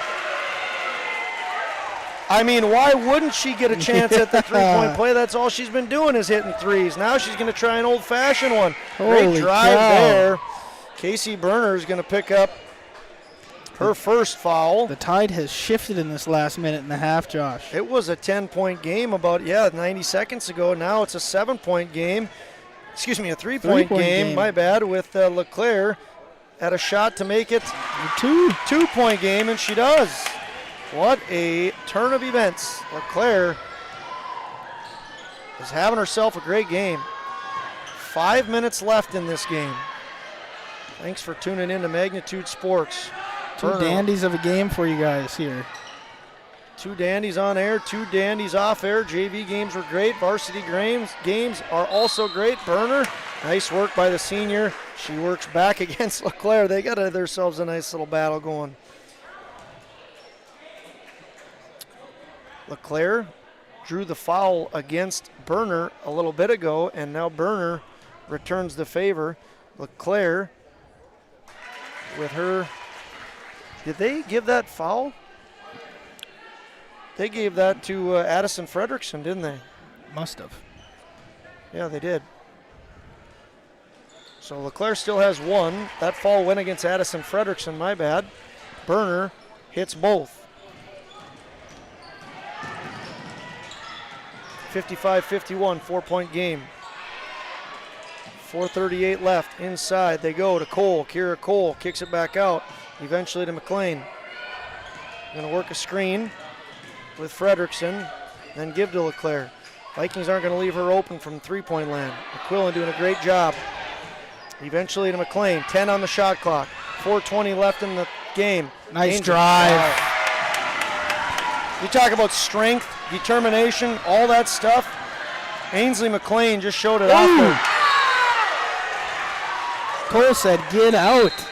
Cole just blocked that three-pointer. Coach Sam Brandt wants to call a timeout, cool things off. Vikings lead 55-53. You can't go away. This is a great game. See you back shortly. How does Popeye's chicken sandwich get so crunchy, juicy, and tasty? We make everything with love. Get it today and make your taste buds dance. Love that chicken from Popeyes. If you're looking for a bank or insurance agency that offers big bank products and small town service, then Kindred State Bank and Insurance Agency is the way to go. Live in or near the Kindred area? Stop in and chat with a friendly banker or insurance agent about all of the convenient services and features they offer. Kindred State Bank and Insurance Agency are your neighbors who are here to help you grow and develop. Kindred State Bank and Insurance Agency. Member FDIC, Equal Housing Lender. Online at KindredStateBank.com. Good Friday evening. Thank you once again to our sponsors, Nipstead Farms, MLGC, Tommy's Express Car Wash, Kindred Storage, Swenson Farms, Goldmark Commercial Real Estate, MJ Nipstead Management Solutions, Kindred State Bank, Popeyes, Runnings of Moorhead, Kindred Booster Club, Choice Financial, Ryer Stark. Big thank you to you folks. Skin Rehab, Marvin's, Lone Wolf, and Bjornaby Farms. Thank you very much to the Bjornabys, Rogers Corner Cut, Last Chance Grill, and Mayhair. And Unity Medical Center. We wouldn't be here if it weren't for those folks. Thank you, Turnover. Big turnover here. Spoilers looking to tie this game or take the lead. That's got to be a lead. She can hit, and she does! What a big smile from LeClaire as she just hits her fifth three-pointer. And no one covers the ball. McQuillan, and she answers. McQuillan takes the lead right back. So the Spoilers had the lead for about 4 seconds there, Nick. Yep, no, just like they didn't do in the first quarter, the beginning of the second quarter. They're not stopping the ball at the top of the key. Great job by McQuillan to answer, get the energy back for the Vikings. Three-pointer from McLean. No good, off the back, rebound, Vikings. 1 point game, 57-56, Vikings lead, 3:20 left. Paco looking for Amelia Eisenchank, gives Amelia Eisenchank, freshman, no good, rebound. Rebound taken by Fredrickson, up to LeClaire, quick break. Cole shoots it back. Ziegelman, and she's fouled! Peyton Ziegelman for three, and the foul. Number 23, Just like her uncle did to you, she's doing to some Kindred fans breaking right now. the hearts, yeah, breaking the hearts of the Kindred fans. A lot of game left, though. Peyton Ziegelman hits a three-pointer. That's the first time we've seen that this year, Nick, a three-point foul and a connection. And the Spoilers could take a three-point lead. They do not. It's a two-point lead. Smallest girl on the court works her tail off to get that rebound. That's Peyton Getty. She gives to Layla Eisenschenk. How are the Vikings going to respond? They're on attack mode here. 2:52 left in the game. Big quarter for the Spoilers. Peyton Getty, great job by Peyton Getty. She goes into the paint, she connects and gets fouled. Man, this is fun, Nick. Yes, we couldn't have asked for two better games for our last two games of the year. Peyton Getty ties the game. She has a chance to take the lead, or to give her team the lead, I should say. And she does. Peyton Getty, 5'3" junior, puts the Vikings back up 60-59. LeClaire. She might as well just shoot it from there. She's that hot right now. We got the boys basketball team over there chanting for Kindred. Here the Spoilers have it. It's a 1-point game. They're down 1. They go inside. Blackcloud, she's had a great night. She tries to go inside to Cole. Ball's all over the place. Nobody can corral it. Cole finally does. Gives it to... Ooh! And easy lay-in for McLean. You want the ball in McLean's hand if you're Spoilers. Quick break here again by the Spoilers. Layla takes. Oh, she can't get the roll. Ball's knocked out of bounds. Who's it going to go to? Staying with the blue team, the Vikings. 61 for the Spoilers, 60 for the Vikings. I thought maybe the Vikings boys would head out. They got an early leave time tomorrow. They head to Colm. I assume they rode together, the boys. No, and they the did girls, not. Though. Two buses. They didn't? No. 61-60, 2:05 left in the game. Berner has the ball knocked away, picks it back up. A lot of energy here in the Grafton High School gymnasium. Oh, foul. Yeah, Class B sports at their best. Nicholas, 61 for the Spoilers, 60 for the Vikings. Foul here goes against the Spoilers. Grafton has one more to give. Vikings can't afford another foul or else Grafton's going to go to the line. Savannah Blackcloud picks up her second, team's 5th. Vikings have 16 fouls. Inbound to Getty. What a great shot. Getty is heating up. She has 8 points right now. Peyton Getty making her name for herself today. Oh, wow, that looked like a turnover, but they didn't get it. McLean's going to take it and draw the foul. Maybe a break for the Spoilers. McLean's going to go to the line. McQuillan's going to check into the game. Ainsley McLean, 12 points right now. Foul goes against Peyton Getty. It's her first, team's 7th. This is going to be 2 shots. It was a shooting foul. Yep. Even though it was the Vikings' 7th team foul. No good. No good. Free throws have been the enemy of the of the Spoilers. They cannot connect from the line.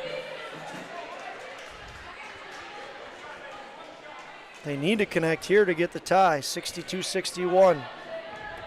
100 seconds left in the game. McLean ties it. Timeout. We'll take just a 30-second timeout, and we'll talk about some exciting things and how this game is going to end. 62-62. Full timeout. We'll be back in 30 seconds. Skull chant going.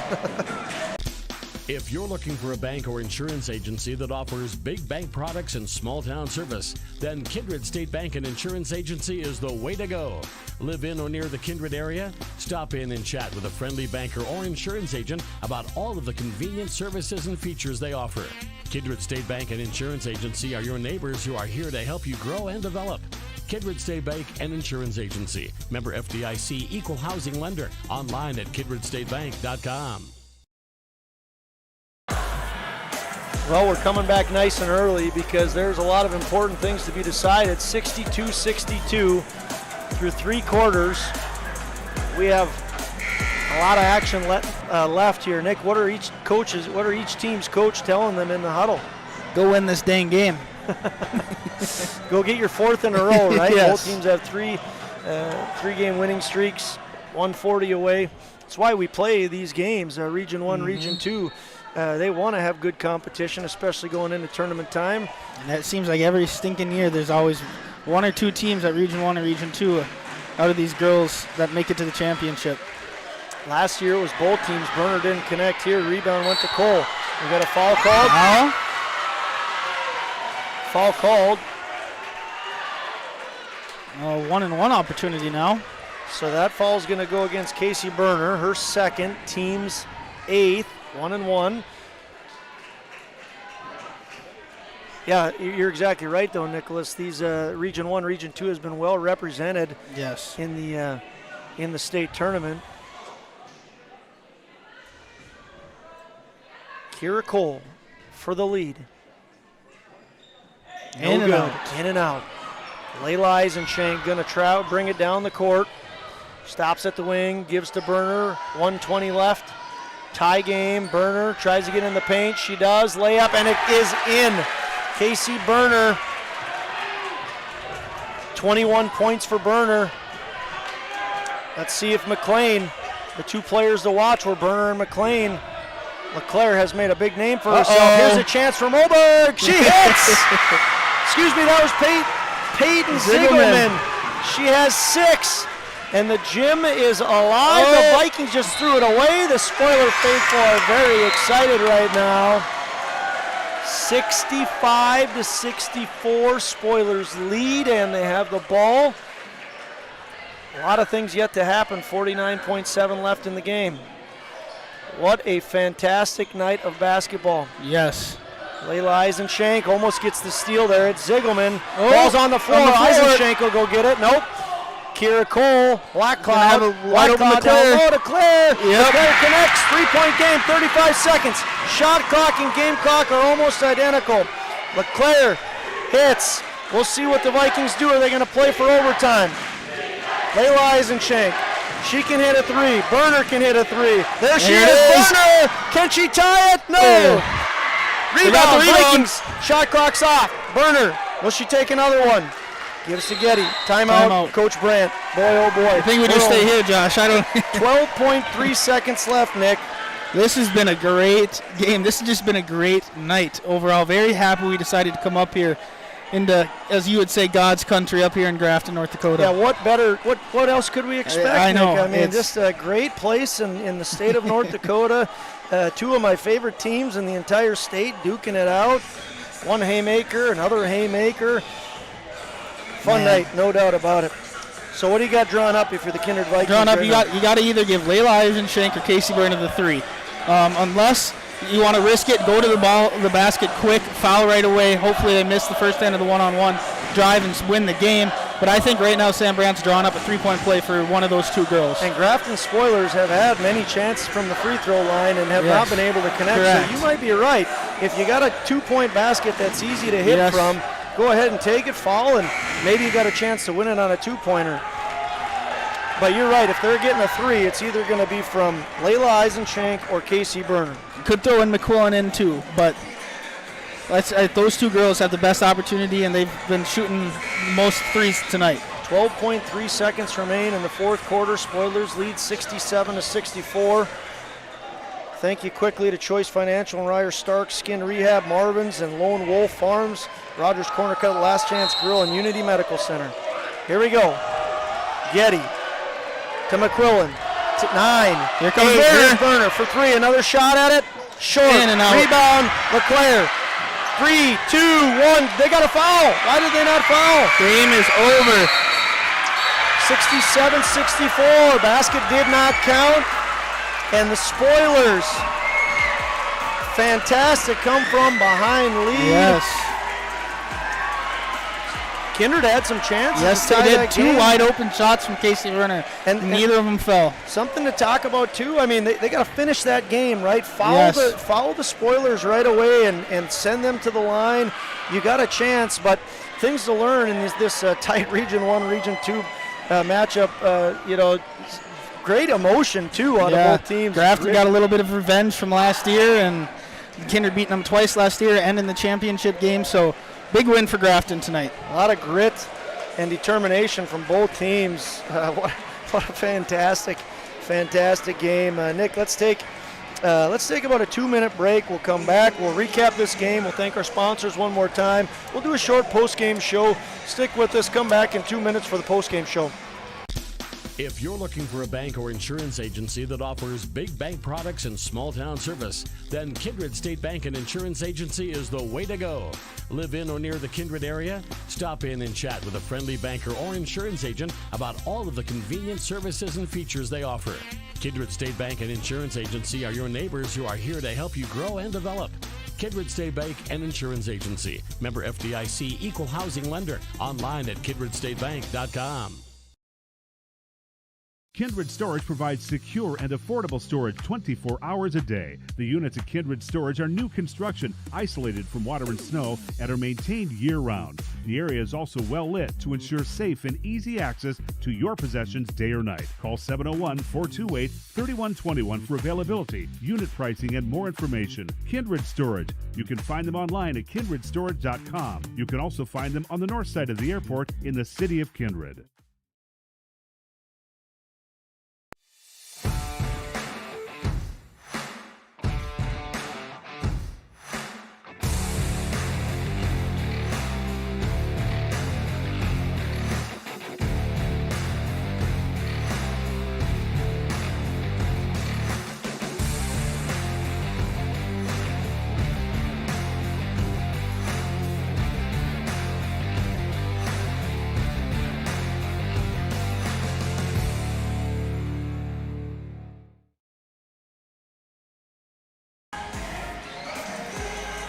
Happy Friday, fans. What a great Friday night for basketball it was.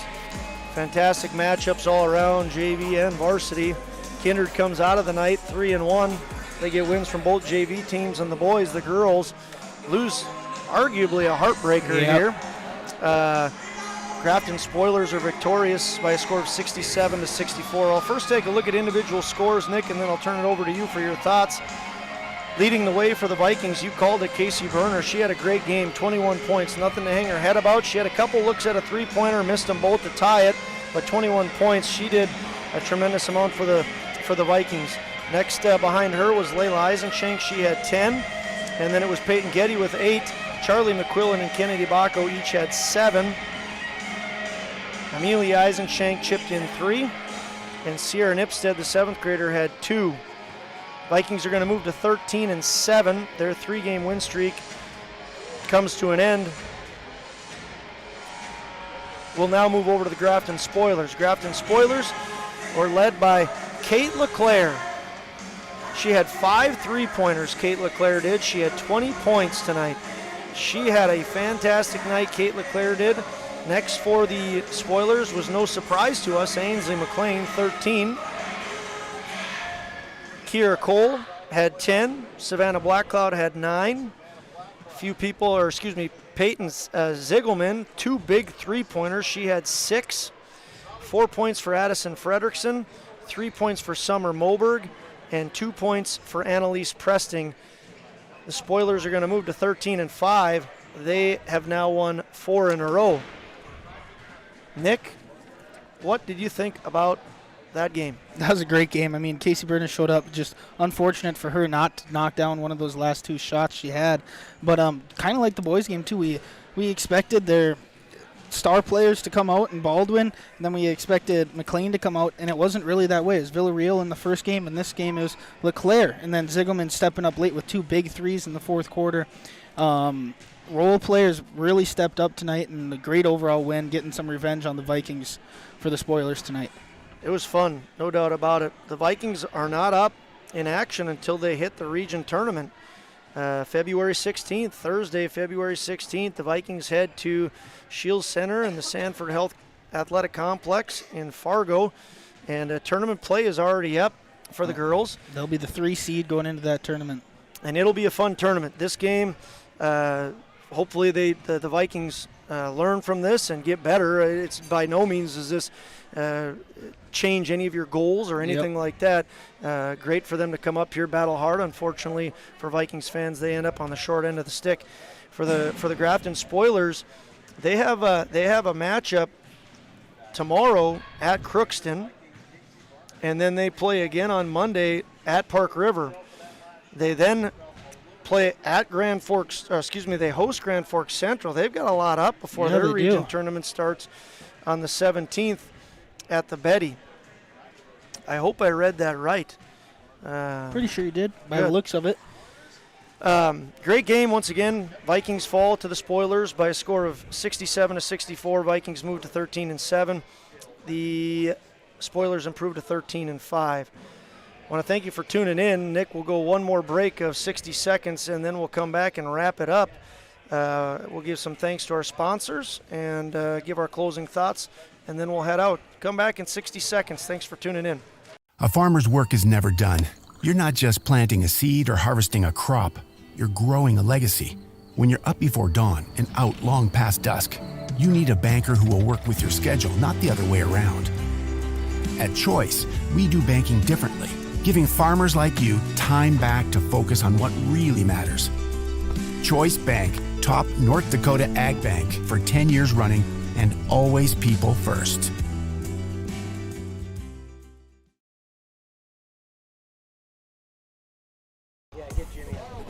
All right, fans, if you're a Grafton fan, you know who that guy is right there, Jim Hensel. One of the infamous. If you don't know him, just listen. You probably hear him because he doesn't quit talking all that often, old Jimmy. Before we head out, Nick, let's give one more thank you to our sponsors. Our final broadcast of the year, you and I. Time flies when you're having fun, doesn't it? Yes, it does. On the Kindred side of things, we have been able to pull off all these basketball games because of these folks, MJ Nipstead Management Solutions, Mary Jane Nipstead, the Nipstead family, Nipstead Farms, Scott, Mary Jane, Jerome, and Sandy. A big thank you to you guys, MLGC, some of the best internet in the rural community, Tommy's Express Car Wash, Friars. Big thank you to you guys, Kindred Storage, Jim Pearson, one of the best supporters out there, not only with Kindred Storage, but with Kindred State Bank. Jim, Sue, Leanne, Sarah, Josh, and Dean. I know Josh and the Roberts family was listening earlier. Appreciate that. Swenson Farms, Jen and Derek Swenson, Goldmark Commercial Real Estate, and Andy Westby, Kindred Booster Club. One of the best booster clubs in the state. Runnings of Moorhead, Popeyes, and I think that rounds up our Kindred sponsors. We want to also thank the Grafton crew that jumped on board, Unity Medical Center, Last Chance Grill, and Mayhair. Thanks to your crew, Rogers Corner Cut, Skin Rehab, Lone Wolf, and the Bjernabys. Big thank you to them. Marvin's Skin Rehab, once again, big thank you to you guys. And Choice Financial, Ryer Stark, thanks for all you did to help make this possible. Been a fun night, Nicholas. Yes, it has been a fun night, been a fun year. Sad to see it go. Basketball finishing up, and then on to good old track and baseball season. That's right. And softball. Best wishes to both teams, genuinely, from both of us, as the Spoilers begin their fight for a Region 2 championship. And to the Kindred faithful, of course, we are rooting strongly for the Kindred Vikings in the Region 1 tournament. Best of wishes to both of these teams. Congratulations on a fun night. We're signing off, Nicholas. For Mason Almaris on the camera, Nicholas Eggman, my trusty old commentary color guy, and my name's Josh Almaris. Have a good night, everybody. Seating has been a presentation of the Magnitude Sports Network. Don't forget to subscribe, click the bell, and visit our website at magnitudesn.com for a schedule of our upcoming broadcasts.